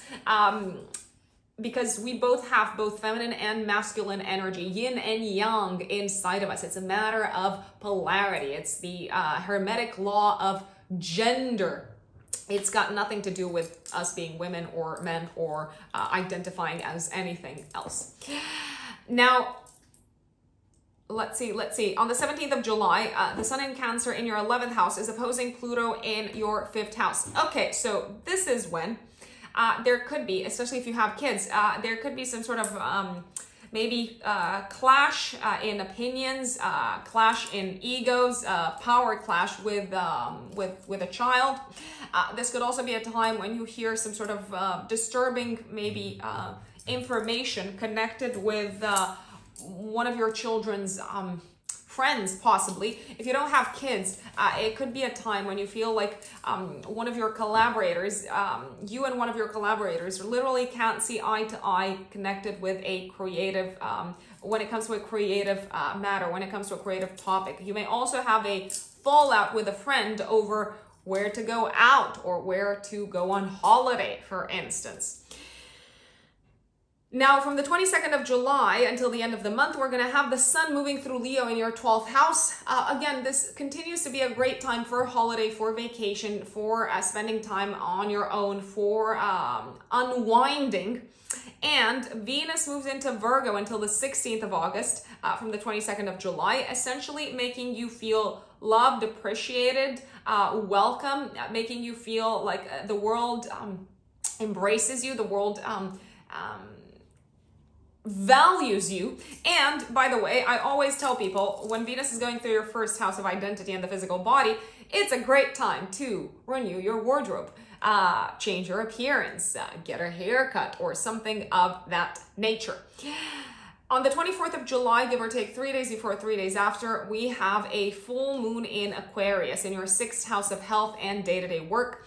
And Saturn in your 6th house is squaring Uranus and Taurus in the 9th house. Okay, so this is when you may feel like you finally realize how some of your daily habits and routines have been negatively impacting your health, and not just your physical health, but also your mental health. You may become consciously aware of the need to change some of your belief patterns and thinking patterns, because otherwise you are literally suffering from a health perspective. It could also be a time of inflammation health-wise, and you may need to maybe have a think about how your current view of the world has contributed to you reaching this position from a health perspective. Because there is a very strong mental element involved at this full moon. This could also be a time when someone leaves your work place, someone leaves your team, and you are left a little bit hanging. I will put it out there. It could also be a time when you decide, I've had enough of this toxic work environment. Sayonara, as they say. So you could be handing in your notice. On the 28th of July until the end of the year, Jupiter moves back into Aquarius in your 6th house. Okay, so if you are giving up on a job, if you are saying goodbye to a job, you are very nicely aspected until the end of this year to find another job, a job that is much more aligned with your beliefs, with your goals, a job that is much healthier for you. You are being given the opportunity to expand your skill set, to expand your set of duties and responsibilities. So if you do say goodbye to a job, don't waste any time kind of like crying over it. It is also a period of time when you are called to really put your mental energy and your wisdom into improving your health. How? By evaluating, Jupiter rules your 4th house and your 7th house of marriage and partnerships, by evaluating some of the beliefs that you may have internalized from your home, from your private life, from your past, from your ancestors, from your parents. Analyze some of the beliefs that you have internalized, connected to the ideal home environment, and also connected to what a relationship should look like. It's also a time when I would say you are going to be much more gladly leaving behind toxic characters and toxic relationships that you may have held very close to you, out of a sense of duty, out of a sense of responsibility, but now you realize, okay, this is actually hurting me. So it's a very important realization, Virgo. Make the most of it. Now, if you are a Libra sun or a Libra rising, July for you is going to be very much focused on a couple of topics: the area of friends, the area of romance, and also your career, especially in the first half of the month. Let's dissect July for you, Libras. So in the first, I would say 4 days of July, we have Mars in Leo in your 11th house, opposing Saturn and Aquarius in your 5th house of love, romance, and creativity. Now, both Leo and Aquarius blend very nicely with the Libra energy. So you could be finding yourself playing referee, playing the role of the peacemaker, as you might normally do quite a lot, between your romantic partner and one of your friends. Or you could be feeling a little bit caught up in the middle between trying to please both the collective, the group of people that you are a part of, and also being present and taking responsibility for the evolution of a romantic relationship. There is a little bit of tension here. There may also be a little bit of tension connected with where you see yourself in the long run and with where a romantic partner sees the relationship evolving. From a creative perspective, if you are involved in any sort of creative endeavors, Libra, you may feel like this energy results in you having to maybe adjust your style, adjust your aesthetic in order to please the democracy. So the group of people that you are working with together on a creative project. On the 4th of July, Mars in Leo in your 11th house is squaring Uranus and Taurus in your 8th house. So there could be some sort of, well, let's say crisis or challenging piece of information coming to your attention connected with one of your friends. You could be feeling a little bit attacked at this time. The 5th of July is a great day, however. The Sun in Cancer in your 10th house is sextiling Uranus in the 8th house of shared resources, of crisis, of psychological transformation. So it does look like around this time, you may feel like you have overcome and you have come out victorious. You have overcome some sort of difficult period of transition at work. This could also be a time when you maybe receive a bonus at work. It could also be a time when you feel like you have some sort of revelation connected with your professional path, and that helps you overcome maybe a tougher psychological period in your life. Now, on the 7th and the 8th of July, Venus in Leo in your 11th house of friends is opposing Saturn in Aquarius in your 5th house and squaring Uranus and Taurus in the 8th house. Okay, so there could be tension with a romantic partner connected with one of your friends. Maybe they're saying things like, oh, I'm jealous because you're spending too much time with this friend and I would love for you to spend more time with me. There could also be some blurred boundaries throughout this period between friendship and romance. A little bit of soap opera energy around this time, my dear Libras. Also, if you have children, then you may have to maybe take responsibility in some shape or form for your child, and that might take you away from some of the more pleasant activities that you had planned together with your friends. There is a beautiful new moon, though, coming up on the 9th, 10th of July, depending on where you are positioned in the world. Also, 3 days before, 3 days after. A new moon in Cancer in your 10th house of career, sextiling Uranus and Taurus in your 8th house of shared resources, and trining Neptune and Pisces in the 6th house of day-to-day work. Libras, what are you waiting for? You've got time. Well, you've got a few days left when I release this, this horoscope, this video. You are beautifully supported by the universe in starting out a fantastic new professional chapter in your life. You are fantastically aspected to get a promotion, to get a new job, to step up the ladder, to take on more responsibility, to step in the direction of your dreams career-wise. You are receiving exposure, acknowledgement, appreciation. You could be also given the reins of a high-profile project where everyone is watching you. You are in the limelight. You have the ability to take the lead. It's the beginning of a beautiful journey for you, my dear Libras, career-wise. My recommendation is to say yes to whatever additional responsibility is coming your way. Now, I also love the 12th of July when Mercury in your 10th house of career is trining Jupiter and Pisces in the 6th house. Great news career-wise, great news from work. You're receiving appreciation, you're receiving applause. You're feeling like the work that you have been doing on a specific project is being brilliantly awarded by society, by people in positions of leadership. It's a fantastic time for you, career-wise, my dear Libras. And on the 13th and the 14th of July, Venus, planet of love, is going to be conjunct Mars, planet of energy, passion, stamina, and desire, in your 11th house of friends and long-term plans. Okay, so 13th, 14th of July, probably some of the most, let's call them romantic periods, romantic days of the year.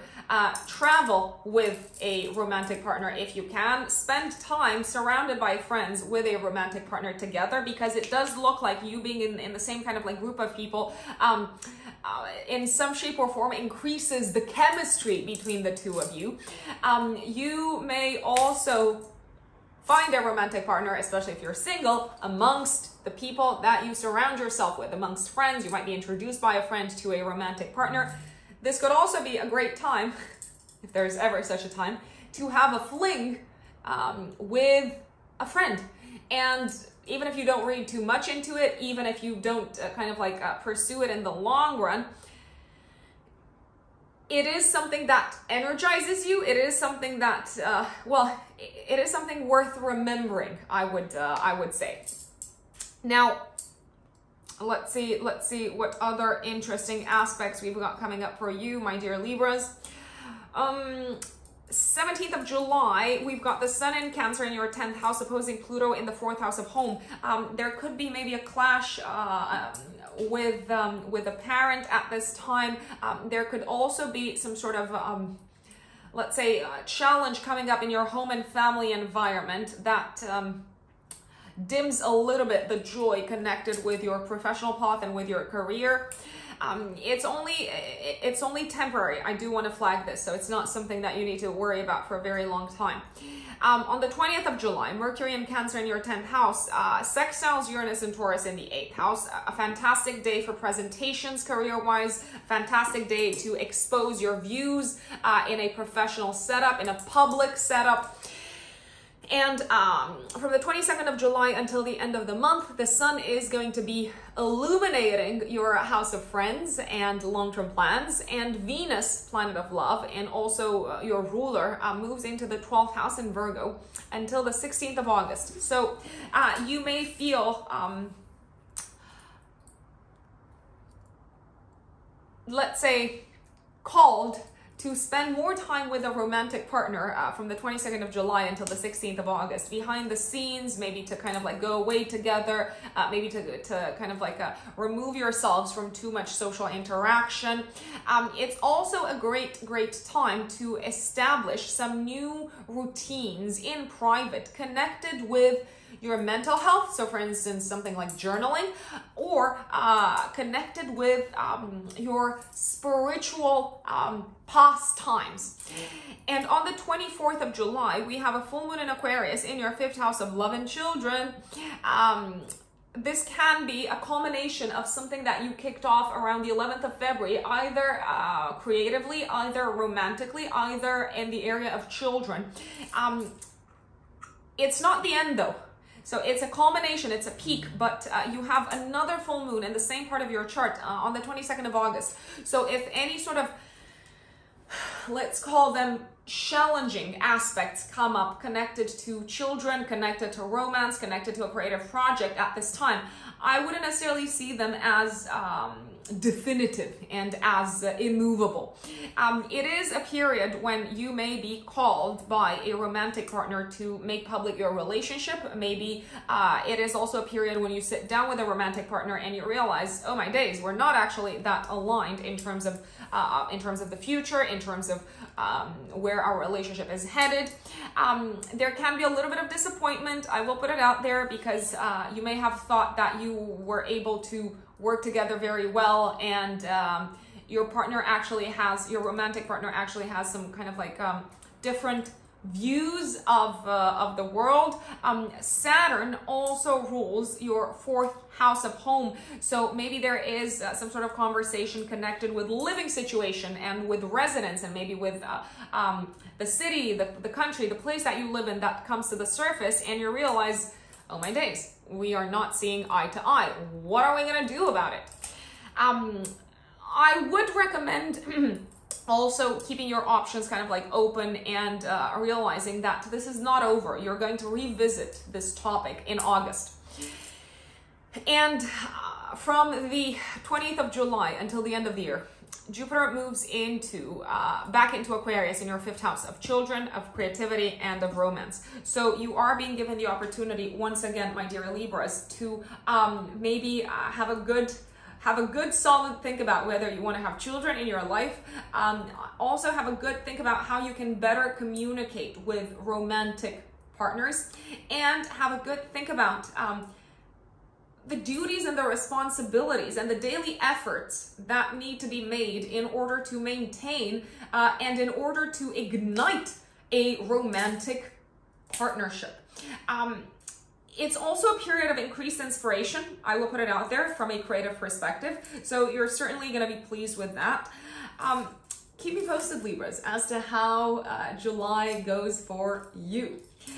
Now, if you are a Scorpio sun or a Scorpio rising, okay, we've got a lot going on for you Scorpios in the area of career this month, also in the area of long distance travel, academia, and your view of the world, how you see the world in general.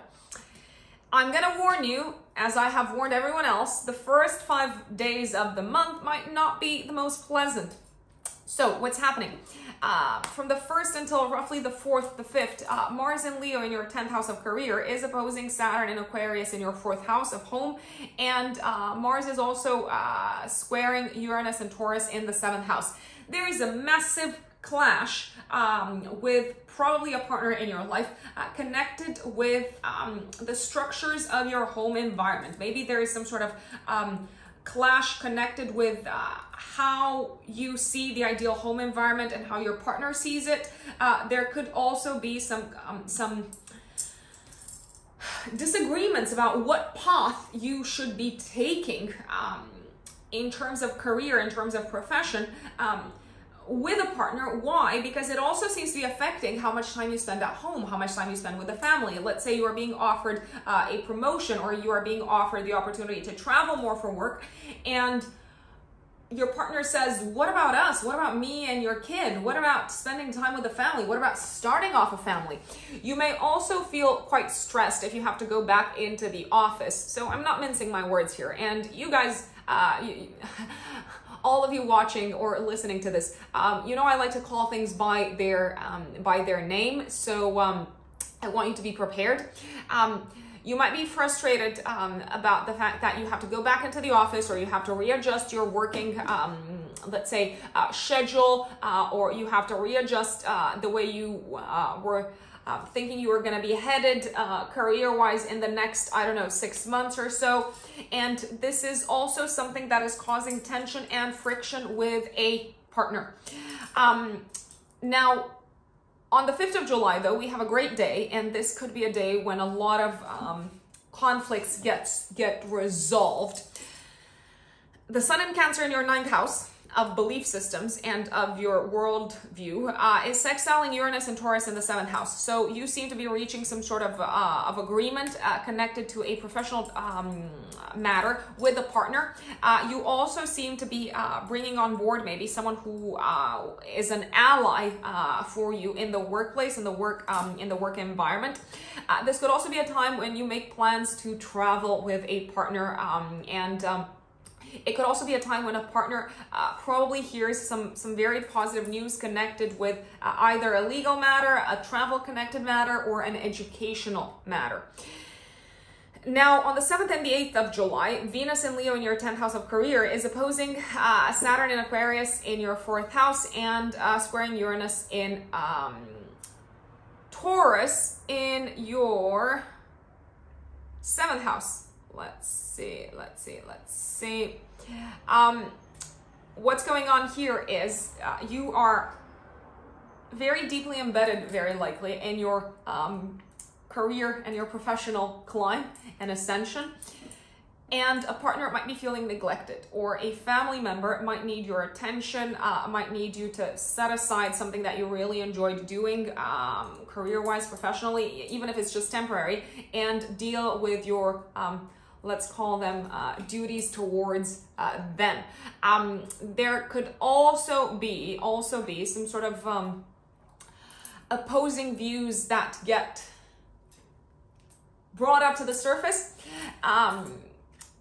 in a conversation with a business partner or with a life partner, connected with your long-term views about how you should be dividing your time between your private life and your professional life, Scorpios. I'm gonna say it. You are feeling very enthusiastic career-wise, and there do seem to be some obstacles, some blockages, some challenges, and some difficult conversations to be had in the home environment with parents, with family members, also with a partner, about how you can also do what is needed of you in the home as well. Now, there is a beautiful, beautiful new moon in Cancer on the 9th, 10th of July, give or take 3 days before, 3 days after, depending on where you are in the world, in your 9th house. It is sextiling Uranus and Taurus in the 7th house of partnerships, and trining Neptune and Pisces in the 5th house. Okay, so this is when you may feel like you are entering a new stage of developing your worldview, a new maybe learning stage, a new stage of your life that is likely to last for at least 6 months, of developing your spiritual overview of the world, and of also maybe embarking upon an educational journey that allows you to deeply explore a topic that you're very passionate about. So you are learning something, or you are discovering something that you become very passionate about, or you decide to pursue something academically or educationally that you would for instance, get involved in your spare time as a hobby. It is also a beautiful time to welcome mentors into your life, to welcome teachers into your life, to travel with a partner, to make plans for traveling with a partner, to move in somewhere abroad with a partner, to bring a partner with you. Also, you could be making plans with a partner about the topic of children. Now, I also love the 12th of July, probably one of my favorite days of the month, when we have Mercury in the 9th house, trining Jupiter in Pisces in your 5th house. So fantastic news connected to either traveling or connected to a creative project or to children.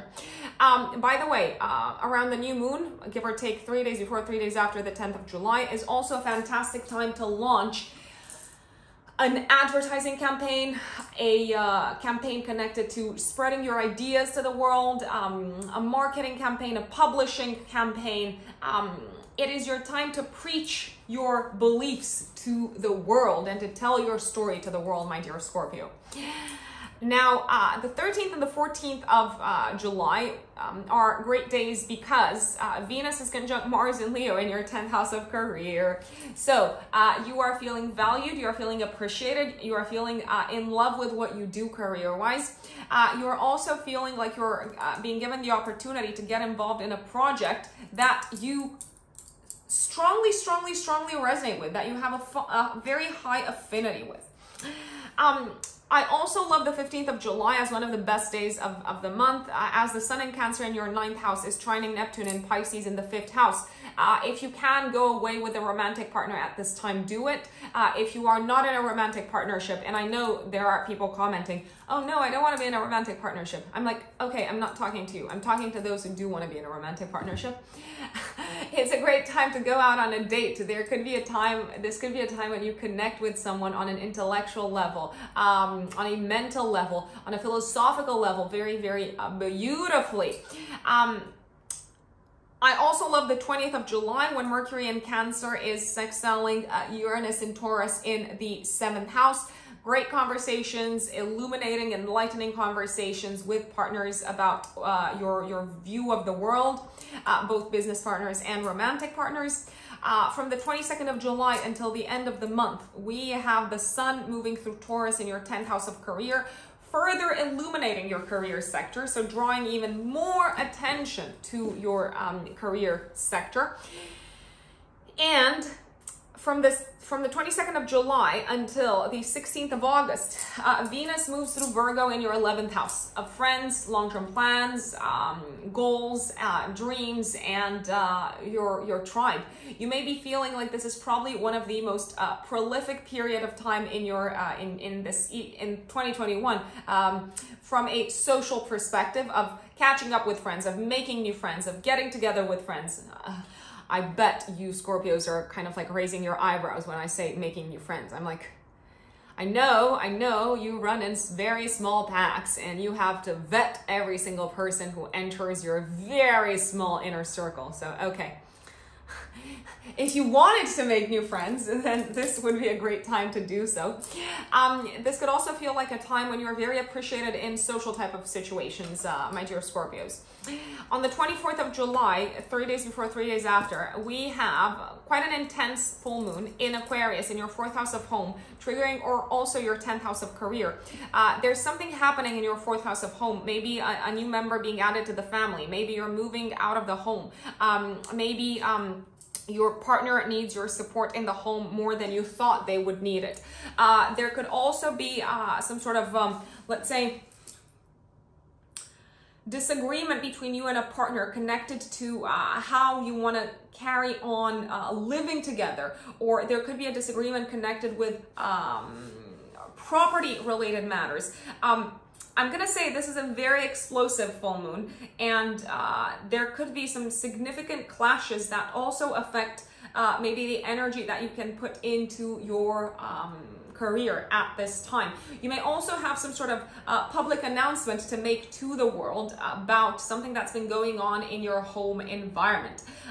Maybe something about, I don't know, like something about a parent, something about your relationship, something that seems to affect your status in some shape or form and your reputation and the way the world looks at you, Scorpios. Gotta tell you, you're a little bit stressed at this full moon. Also, from the 20th of July until the end of the year, Jupiter moves back into your fourth house of home. Essentially, Jupiter is giving you the opportunity to finish up what you started in the first 5 months of the year home-wise, maybe moving in a new home, maybe buying a new home, maybe expanding your family.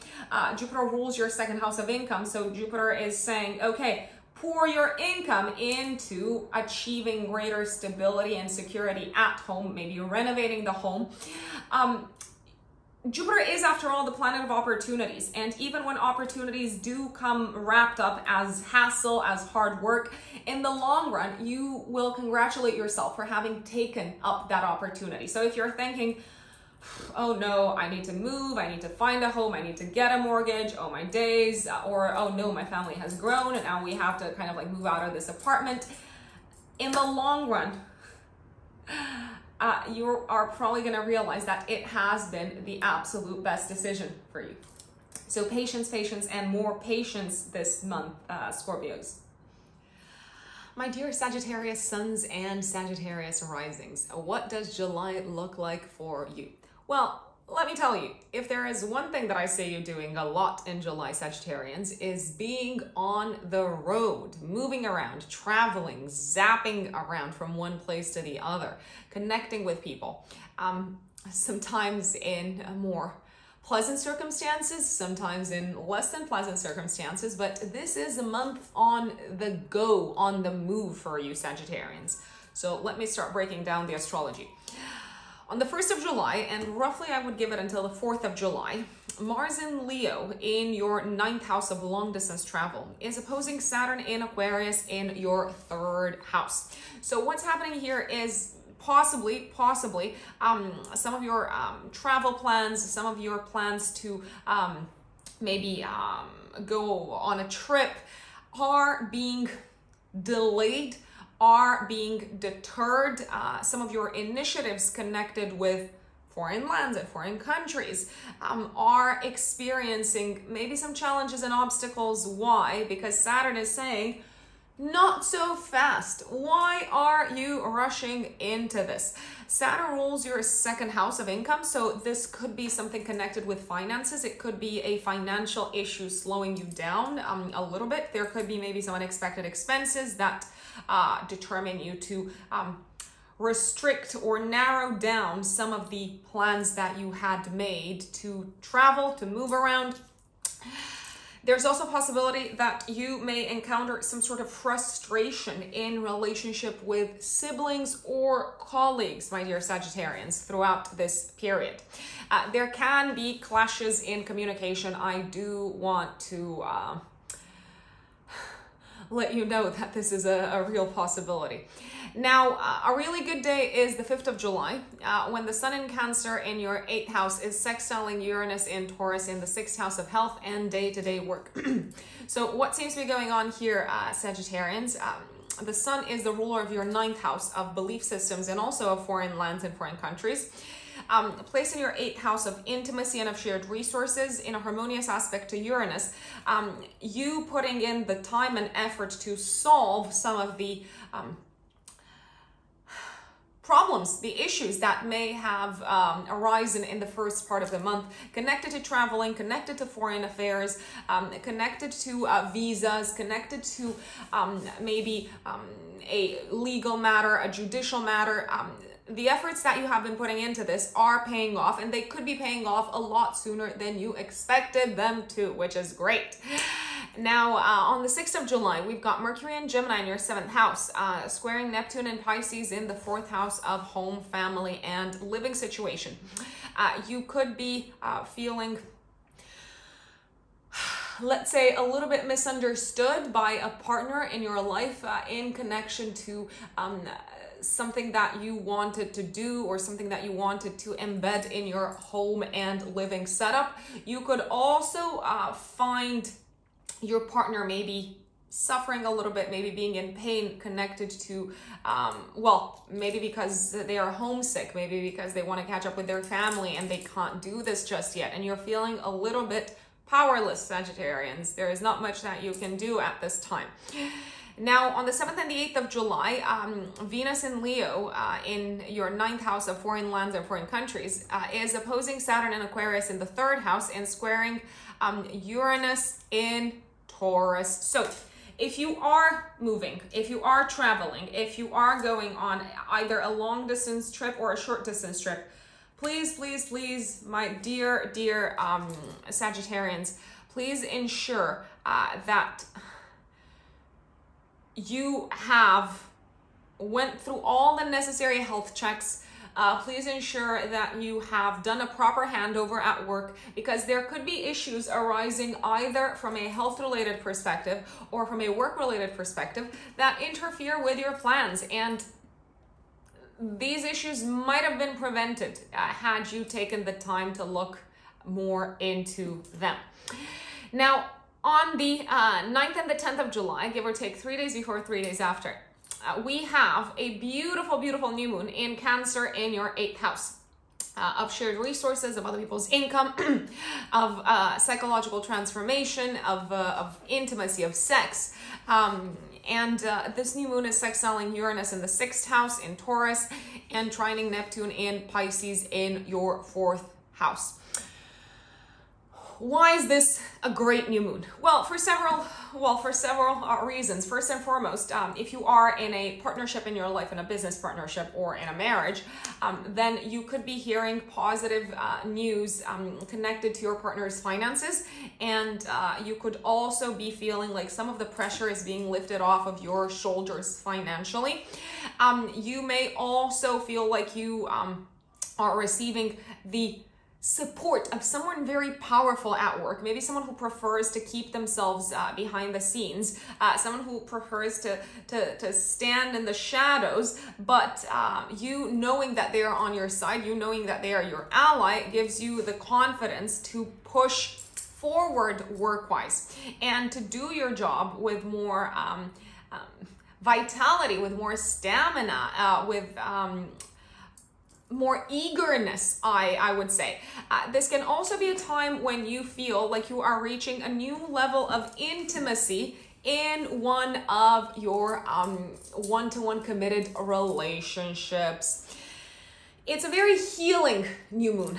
This is how I would look at it. It's healing on an emotional level. It is making you realize that you can get more deeply and profoundly involved in a specific relationship in your life if you give yourself permission to be more vulnerable and to open up, possibly about your past, possibly about your family.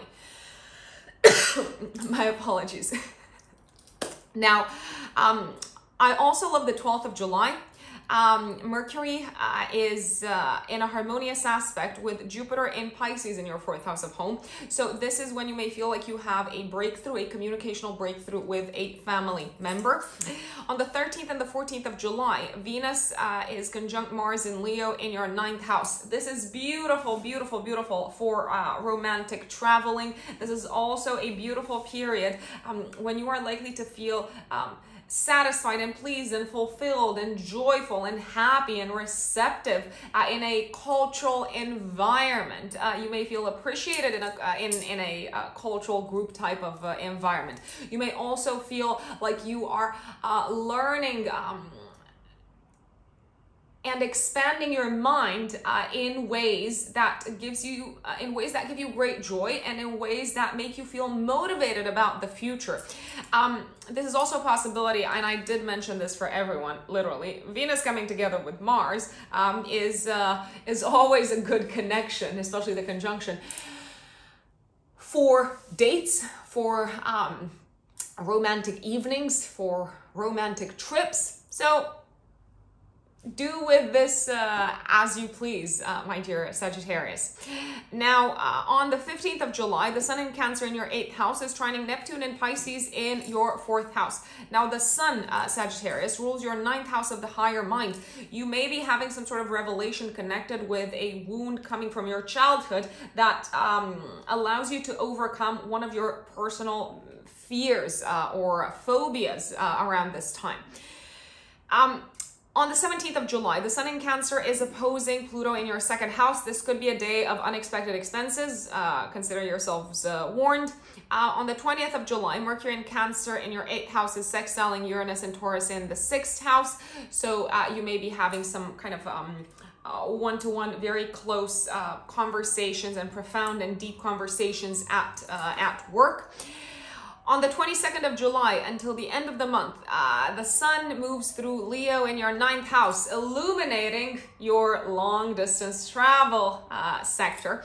This entire month, July, feels like a month focused for you on long-distance travel with a few delays, with a few kind of surprises. But all in all, I do see you being the explorer that you are here to be in this lifetime, dear Sagittarians. And Venus moves into Virgo from the 22nd of July until the 16th of August in your 10th house of career. You are feeling appreciated in a career, in a professional environment. You are feeling charismatic, you're feeling liked, you're embraced. People that you meet in a professional environment, and especially bosses or people in positions of authority, my dear Sagittarius, are inclined to like you. You could say that they are biased to like you around this time. And on the 24th of July, give or take 3 days before, 3 days after, we have a full moon in Aquarius in your 3rd house of communication, of siblings, of short distance travel. This is a time when Saturn in the same sign in Aquarius in your 3rd house is squaring Uranus in Taurus in your 6th house. So what could be happening at this time is you may be hearing news that clarifies things connected to either a work-related matter that has been keeping you on your toes or a health-related matter that has been keeping you on your toes.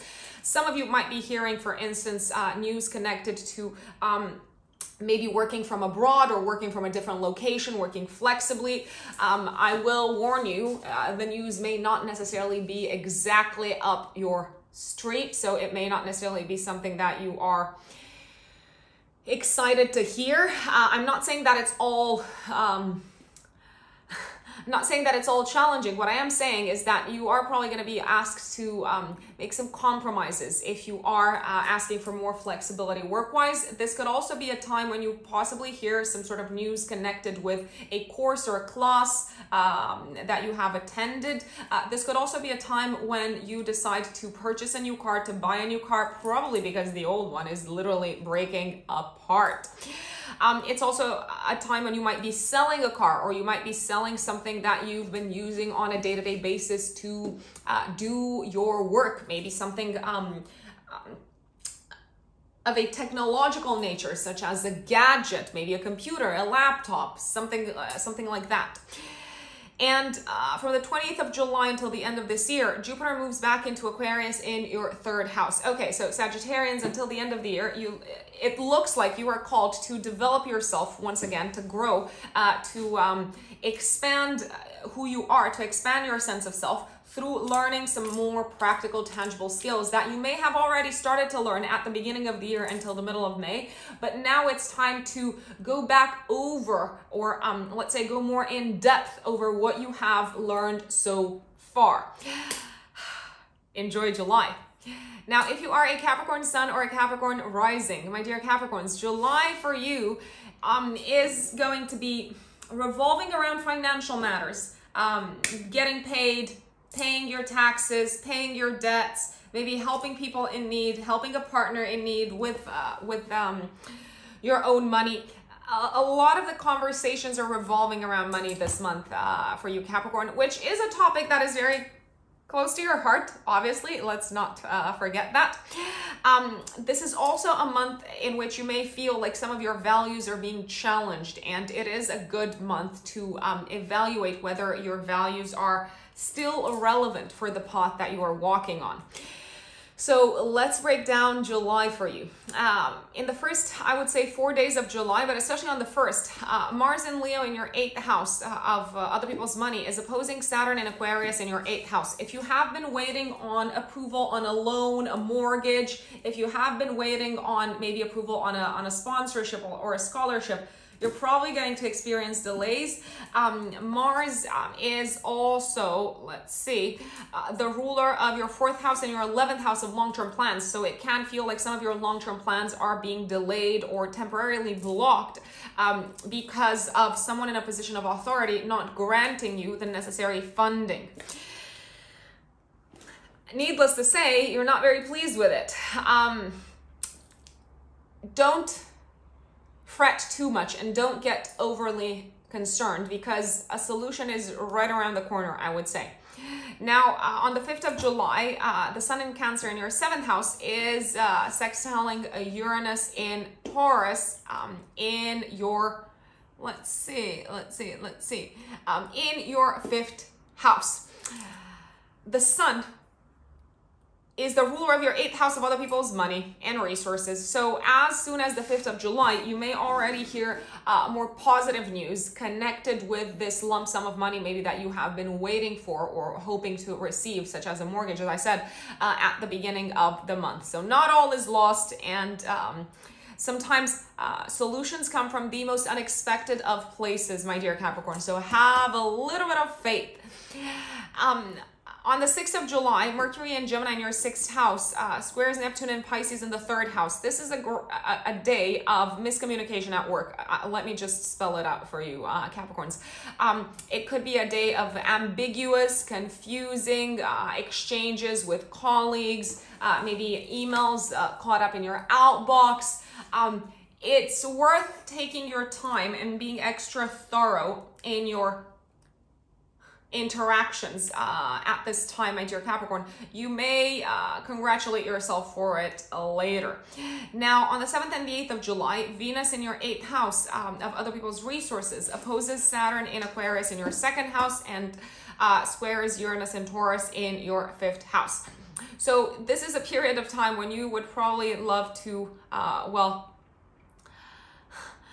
you would love to have fun, and you would love to have some time to enjoy yourself, and you would probably even love to connect more closely with a romantic partner.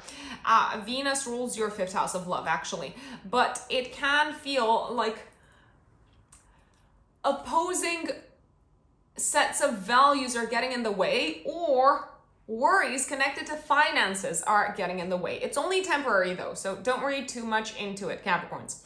Now, between the 9th and the 10th of July, give or take 3 days before, 3 days after, we have a new moon in Cancer in your 7th house of marriage and partnerships. This is sextiling Uranus and Taurus in your 5th house of creativity and children, and it is also trining Neptune and Pisces in your 3rd house. This is a fantastic, fantastic new moon for you, Capricorns, in the area of partnerships. It doesn't have to be a life-changing event, but it can feel like a new chapter that you are entering into along with a partner, be it a business partner or a romantic partner. If it's a romantic partner, you could be entering a chapter where you are planning to have children, or where you are planning to nurture your relationship more, give more time, more of your energy to your relationship. It feels like you are starting off from scratch, but in a very, very positive and healing and soothing and sensitive manner, my dear Capricorns. If you're single, then this could be a time when you meet someone who you feel you have a very powerful emotional connection with, almost as if you can get along without even saying anything to them. You can get along non-verbally with them. Now, I love the 12th of July because we have Mercury in your 7th house of marriage and partnerships, trining Jupiter and Pisces in the 3rd house. This is when you may be reaching an agreement, some sort of agreement with a romantic partner that gives you a great deal of peace of mind. This can be a day of beautiful, beautiful mental connections and intellectual connections with a partner. It's also a really nice time for you to maybe go away or spend a couple of days away from home with a partner partner, even if it's not too far from home, even if it's, I don't know, like half an hour away from where you live right now. It's kind of like getting that novelty and that extra stimulation into the relationship that feels very good. It could be a very romantic day as well, regardless of where you spend it, because it feels like there's a meeting of the minds happening that is also very sexy at the same time. Now, on the 13th and the 14th of July, Venus is conjunct Mars in Leo in your 8th house. Okay, so I said sexy earlier. I'm going to say sexy again. This is definitely, probably one of the most, what is the word that I'm looking for? Inflammable keeps on coming to mind, but from an intimacy perspective, I'm sure you get my message. The passion and the chemistry are unreal or surreal around this time. You may feel like you are having one of the most glorious intimate experiences if you are in a relationship, or if you do happen to hook up with someone. It can feel like one of the most glorious intimate experiences of your life, Capricorns. Circle those dates in the calendar, 13th, 14th of July. Now, on the 17th of July, the Sun in Cancer in your 1st house opposes Pluto in, my apologies, the Sun in Cancer in your 7th house opposes Pluto in your 1st house. Okay, so you're a little bit obsessed with someone in your life. Tell me, is that true? Am I reading this right?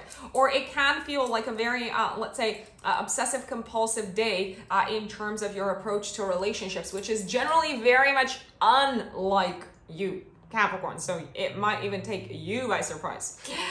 Now, from the 22nd of July until the end of the month, the Sun moves through Leo in your 8th house of intimacy and shared resources, again illuminating that sector of your life. And Venus moves into Virgo from the 22nd of July until the 16th of August in your 9th house. Fantastic, fantastic period from the 22nd of July until the 16th of August to travel long distance, to attend cultural events, to catch up with like-minded individuals who can expand your horizons, to immerse yourself in different cultures, to be the explorer in some shape or form, my dear Capricorns. On the 24th of July, give or take 3 days before, 3 days after, we have a full moon in your 2nd house of income. This is very interesting because we've got another full moon in the same part of your chart next month on the 22nd of August, 3 days before, 3 days after. This could be a time when you realize that you've got a lump sum of money to pay for something that brings you joy in your life, maybe to pay for a hobby, maybe to pay for a very expensive hobby, maybe to pay for a trip, maybe to pay for something that is, let's say, substantial that you may have bought because it is something that makes you feel like you're enjoying a life a great deal. What I can also tell you is that this is a time when, let's put it this way. If you are waiting for financial support from an external institution, you may hear news of it. Maybe you're waiting to hear of some sort of funding or investment or return on investment. You may hear news of it, but the news might not necessarily be the best. Why? Because we've got Saturn, the ruler of this full moon, in a tense aspect to Uranus. So there could be some sort of not so lovely surprise connected to money or connected to an investment coming up your way this month. Don't dwell too much on it because this is not over. You're gonna have a chance to do a rematch around the 22nd of August, the next full moon. Also, from the 28th of July until the end of the year, Jupiter moves back into Aquarius in your 2nd house. So Jupiter, bringer of good luck, of opportunities, the great benefic, is coming back into your 2nd house of income. So if you have been experiencing any sort of, let's say, setback financially around the time of the full moon, you've got the great benefic giving you stamina, giving you energy, giving you passion, giving you protection and giving you fantastic communicational skills, because Jupiter also rules your third house of communication, to create more financial opportunities for yourself and to expand your income by the end of the year, regardless of the setbacks that you have encountered in July. And that is Capricorn. My Aquarius brothers and sisters, July is gonna be a memorable month because there is so much energy concentrated in our opposite sign, in Leo. So kind of like face to face with us. Generally, when we experience a lot of oppositions, be it in transits, be it in the natal chart, it can feel like everything revolves around relationships and who we meet out into the world. And indeed, this is a big relationship month for you, my dear Aquarius. And now it doesn't necessarily have to be purely romantic relationships. It could also be business relationships. It could be one-to-one interactions. It could be consultations. If you're working in a one-to-one type of setup, such as you being an advisor or a consultant or a counselor, it may feel like everything is revolving around the people that you are working with. So let's dive into the astrology of July. From the 1st of July until I would say roughly the 4th, Mars in Leo in your 7th house is opposing Saturn in Aquarius in your 1st house of identity and the physical body. And this is the strongest on the 1st of July. And on the 4th of July, Mars in Leo is also squaring Uranus and Taurus in the 4th house. So we've got a bit of a T-square going on in the first, 4 or 5 days of the month. I would give it until the 4th. With Mars in the 7th house, Saturn in the 1st house, and Uranus in the 4th house. So you are having probably a little bit of a face-off, a little bit of a clash with a partner in your life, connected with a property, connected with your living situation, connected to a family matter. You're not seeing eye to eye. Your partner wants to move forward. You're feeling cautious. You're feeling apprehensive. You don't know if this is the exact kind of like best approach to addressing this issue, this unexpected issue in the home environment. You're called to be flexible. Your partner might be losing their temper. It ain't looking pretty. My recommendation is to not read too much into it, because you're going to find a solution come the 5th of July. So a lot sooner probably than you have imagined. The Sun in Cancer in your 6th house of day-to-day work, so the efforts that you put...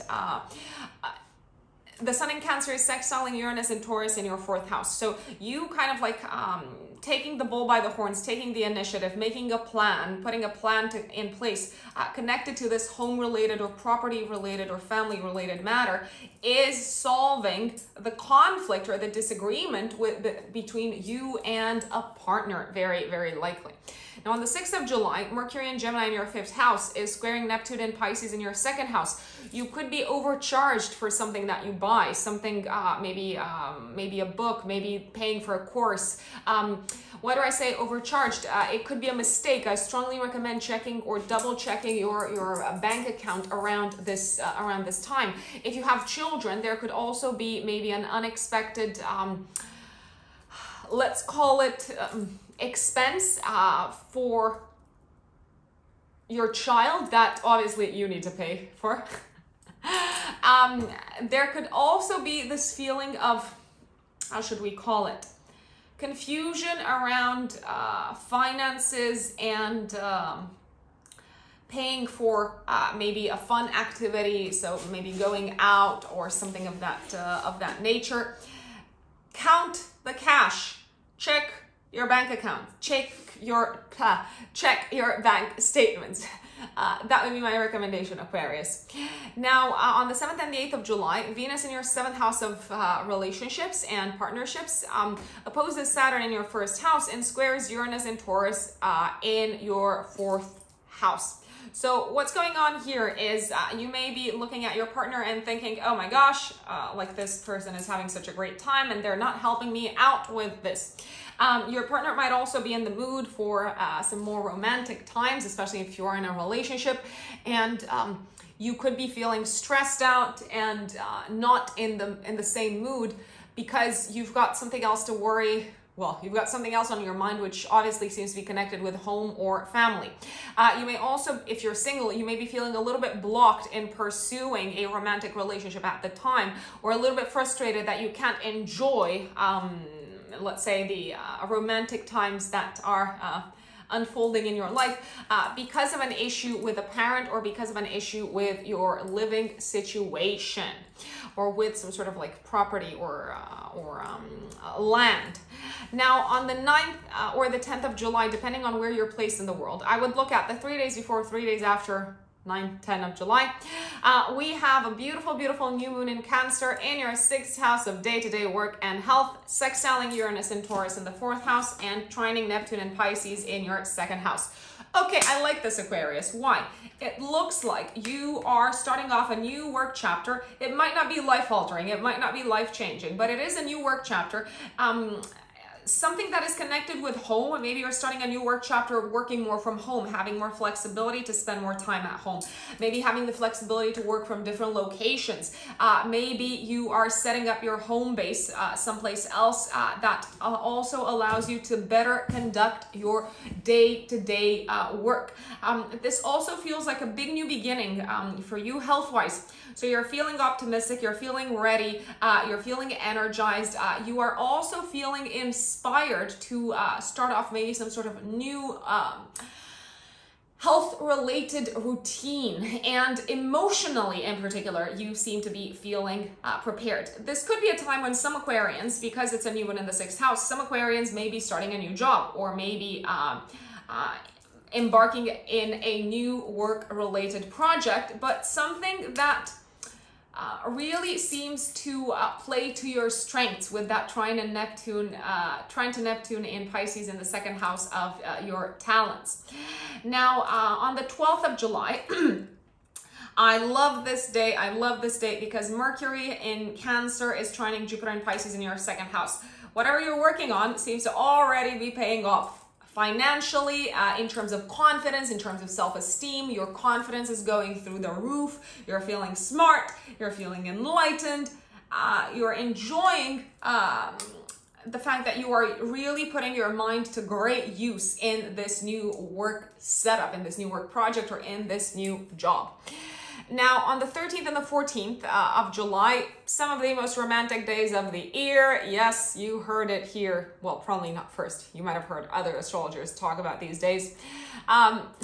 Venus is conjunct Mars, planet of passion and stamina and drive and desire, and Leo in your 7th house of marriage and partnerships. This is an excessively romantic time, if there can ever be an excess of romance. You might be receiving some sort of pleasant romantic surprise from a partner. You might be feeling that the fire and the passion and the chemistry with a partner, be it your romantic partner, be it someone who you meet throughout the month of July. And it's almost as if you can't help yourself but go after them. It can feel like there's this powerful instinctual force telling you, yes, I want you to be mine, or something along those lines. Very possessive. Mars, after all, says, I want what I want, and I want what I like. Mars conjunct Venus. We have on the 17th of July, the Sun in Cancer in your 6th house in opposition to Pluto in your 12th house. So this could be a day of maybe ego clashes at work. This could also be a day when you probably may feel like, how should we put it? Something has taken you by storm at work. Something that you were oblivious to. You become aware of one of your blind spots connected to work or connected to the way you have been doing your work on a day-to-day basis. We also have a beautiful day on the 20th of July. Mercury in Cancer in your 6th house of day-to-day work is sextiling Uranus and Taurus in your 4th house. So you seem to be coming up with work-related solutions in the privacy of your own home, and they can be brilliant solutions. They can be genius solutions, or it could be someone in your family suggesting these solutions, and you're like, yes, you're right, I should do this. This could also be a day of good news connected with health and parents or health and family members. Now, from the 22nd of July until the end of the month, we're going to have the sun activating also your 7th house of relationships. I told you, you may feel like everything this month revolves around relationships, meeting partners, connecting with other people, accommodating the requirements, the needs, the desires of a partner. And from the 22nd of July until the 16th of August, Venus moves into Virgo in your 8th house of intimacy, sex, and other people's resources. This period is great if you want to apply for a mortgage, if you want to apply for a sponsorship, a scholarship, a bursary of some sort. It's also a great time to think about investments. It's also a time when very likely you could attract gifts in your life. You're becoming very receptive. Other people want to share what they have with you. And on the 24th of July, give or take 3 days before, 3 days after, we have a full moon in Aquarius in your 1st house of identity. There's another full moon coming up in August, on the 22nd of August, a continuation of the themes of this full moon. Look back at what was going on in February, around the 11th of February, Aquarius, at the new moon in Aquarius, because it can feel like this full moon on the 24th of July is bringing matters that may have been initiated around the 11th of February. It's bringing them to a close. This full moon can result, I will put it out there, in some sort of radical, drastic decision connected with partnerships, connected with relationships. You could be feeling like you are no longer willing to make a compromise in a relationship, maybe something connected with a home matter, something connected with a real estate matter, something connected with your living situation. It can be a period of breakthroughs, but also breakups. It doesn't have to be that dramatic, but it can also be a period when you feel like you really have to make a point and assert yourself and stand your ground in a topic that, let's say, maybe your partner has been very forceful about, and you may have been let's say, holding back. Now you are making their position very clear. You may also have, at this point in time, some sort of, let's say, sudden revelation as to what your ideal home environment would look like. And it doesn't seem to be the ideal home environment for your partner as well. So it may spark a longer conversation, I would say. And the same themes are likely to come up towards the 22nd of August as well. And last but not least, on the 28th of July until the end of this year, Jupiter moves back into your sign. So Jupiter is giving you additional strength and impetus and stamina and, let's say, eagerness, keenness to grow, to develop yourself further, to discover more facets of yourself, and to fulfill your potential. Jupiter rules your 11th house and your 2nd house. You seem to be discovering or continuing to work and to expand upon your self-development and your self-growth in order to fulfill a long-term plan, and also very likely in order to achieve a stronger sense of security and stability until the end of this year, my dear Aquarians. And that is July for you. Now, if you are a Pisces sun or a Pisces rising, oh my days, Pisces, you're actually a little less stressed this month compared to the fixed signs. Mutable signs are a little less stressed this month compared to the fixed signs. Mutable signs such as you, Virgo, Gemini, have had an interesting, let's call it interesting, an intense time in June throughout eclipse season. But now the focus and the tension is kind of shifting towards fixed signs more than anything. For you, this month is likely to revolve around your day-to-day work, your daily habits, your daily routines, your daily behaviors. Also, it is likely to revolve around matters connected with self-sacrifice, connected with service, connected to how you give back to others. So let's start looking at the astrology of the month. From the 1st until the 4th of July, Mars and Leo in your 6th house of health and day-to-day work is opposing Saturn and Aquarius in your 12th house, and in a tense aspect to Uranus and Taurus in the 3rd house. I gotta tell you, Pisces, especially Pisces risings, this could be a very stressful time work-wise in terms of communication with colleagues. You may feel like colleagues maybe are being hard-headed, hot-headed, I think both hard-headed and hot-headed and stubborn and let's say in a state of revolt for no particular reason or for no constructive reason at all. And you may also feel like your initiatives at work are being maybe delayed as a result of colleagues not understanding where you're coming from, or just kind of like putting themselves, let's say, in a position of opposition towards you for no good reason according to you, my dear Pisces. Now, things are likely to get easier and better and smoother in terms of communication at work after the 5th of July onwards. On the 5th of July, we actually have the Sun in Cancer in your 5th house. The Sun rules your 6th house of day-to-day work in a sextile to Uranus and Taurus in the 3rd house of communication. So you may have a sudden work-related breakthrough. Now, the first 5 days, my apologies, of the month can also be a little bit stressful in terms of health for you, my dear Pisces. Maybe you're feeling like there's some sort of inflammation in the body. Maybe you're having all sorts of thoughts. Oh, is this chronic? What is this about? How is this going to, let's say, play out in the long run? You might be overly concerned and worrying too much and losing sleep for something that isn't actually that bad or that serious, and you are likely to realize that it's not that serious after the 5th of July onwards, very, very likely.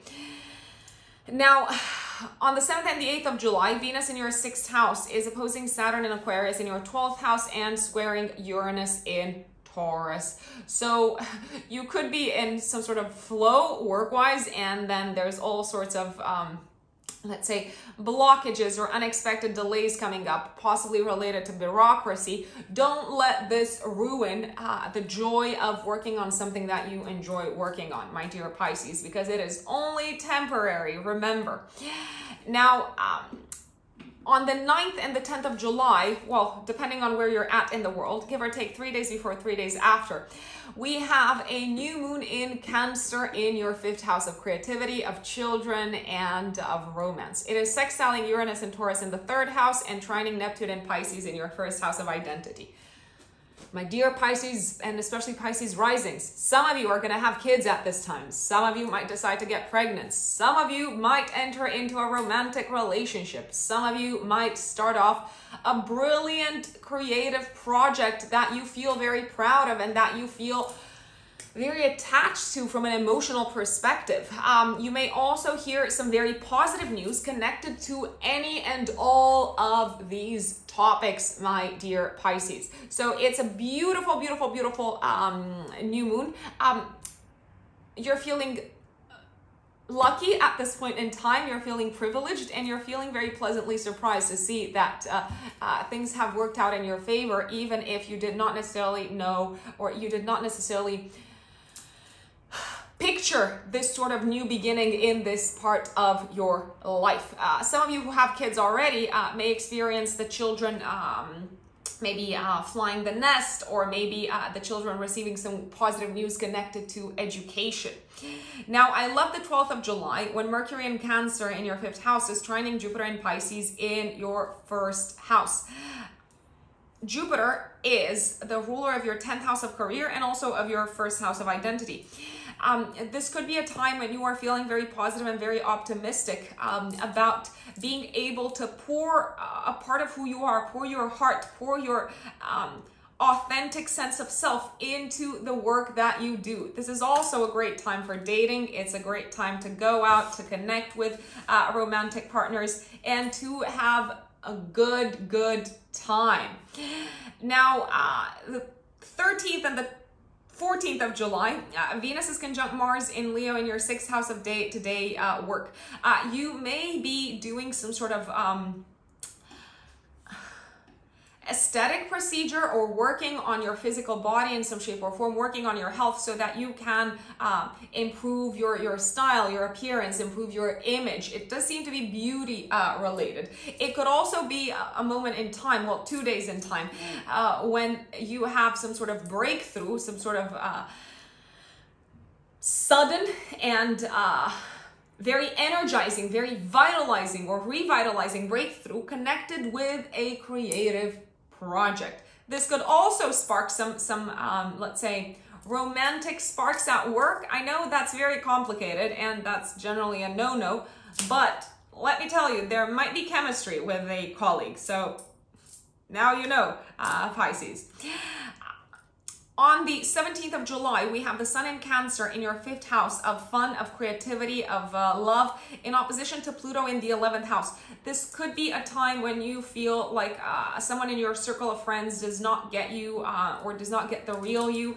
It could be a moment of maybe wanting to distance yourself from a friend or wanting to distance yourself from a group of people in your life because you feel like they don't see you for who you are, I would say. At the same time, I would also not read too much into it because when the sun is in the house of the moon, you might be kind of like overly susceptible and kind of like skeptical to picking up subtle messages or to interpret things in a much too, let's say, sensitive manner and take them way too much to heart, way more than they were intended to be taken. Now, from the 22nd of July until the end of the month, the sun is illuminating your 6th house of day-to-day work and health, also placing more emphasis on work projects. It's a very busy month. I will say this, Pisces. July is a very, very busy month. It's a packed month work-wise. And from the 22nd of July until the 16th of August, Venus moves into Virgo in your 7th house of marriage and partnerships. So this could be a very romantic period of time in your life, a period of time where you feel loved, you feel appreciated by a partner. If you're single, you may be feeling, let's say, ready to go out there to date and to attract romantic energy in your life. On the 24th of July, give or take 3 days before, 3 days after, we have a full moon in Aquarius in your 12th house. And this is one of the 2 full moons in Aquarius. The other one is coming up this summer on the 22nd of August. I would look first and foremost at the 11th of February to see what sort of themes came up in your life connected with health, connected with physical health, connected with mental health, and also connected with maybe rest or spending time on your own. This can be a full moon that draws your attention to how important rest is in your life and how important privacy and introspection and taking time off is in your life. And it may draw your attention to this in a less than pleasant way, Pisces, essentially bringing some sort of maybe a feeling of burnout to your attention. This could also be a time when you wrap up a work-related project, but you don't necessarily seem to be wrapping it up in the way that you intended it to wrap up or to be wrapped up. There could be kind of like a sudden closure of a work-related project or even of a job altogether. And from the 20th of July until the end of this year, Jupiter moves back into Aquarius in your 12th house, essentially telling you to finish what you've started in terms of spiritual growth, in terms of spiritual development, in terms of facing your fears, facing your blind spots, facing your demons, facing your shadows, something that you initiated in the first 5 months of the year until mid-May when Jupiter moved into Pisces. You may also be feeling, because Jupiter is also the ruler of your 10th house, you may be feeling like you need to kind of like reevaluate in private your approach to career and profession in general and do some soul searching for the rest of the year in that regard, and also see whether you have identified too much, let's say, with your career path at the expense of your core authentic self. Thank you everyone for joining me today for your July horoscopes. Keep me posted. I know I always say that I like to read your comments, especially on YouTube, obviously. I like to read your comments about how the month has unfolded for you. Even if I don't have the physical time to respond to every single comment, I read them. I do. So do keep us posted. Don't forget, if you want to work with me, if you want to book a reading with me, you can find me on Written in the Stars astrology.com. That's my website. You go to the services section and you can purchase the type of reading that suits you best. My current, let's call it waiting time, that's probably the correct term, is between 6 to 8 weeks, just so you know. So I book kind of like 6 to 8 weeks in advance. July is pretty much full for me, and the first week of August as well. But if you want to be added to the calendar, I wouldn't recommend waiting, because some people are saying, oh, are you going to kind of like free up additional slots sooner? I'm like, no, my calendar is full. If you want to book a session with me, if you want to book a consultation with me, you can purchase it now, and you are going to be added to my calendar. Thank you once again. Don't forget to subscribe if you haven't. What are you waiting for? You can also find me on Instagram at Rux Unbelievable in one word, and you can also find me in the podcast version of this on Apple Podcasts, Google Podcasts, and Spotify. Enjoy July, folks.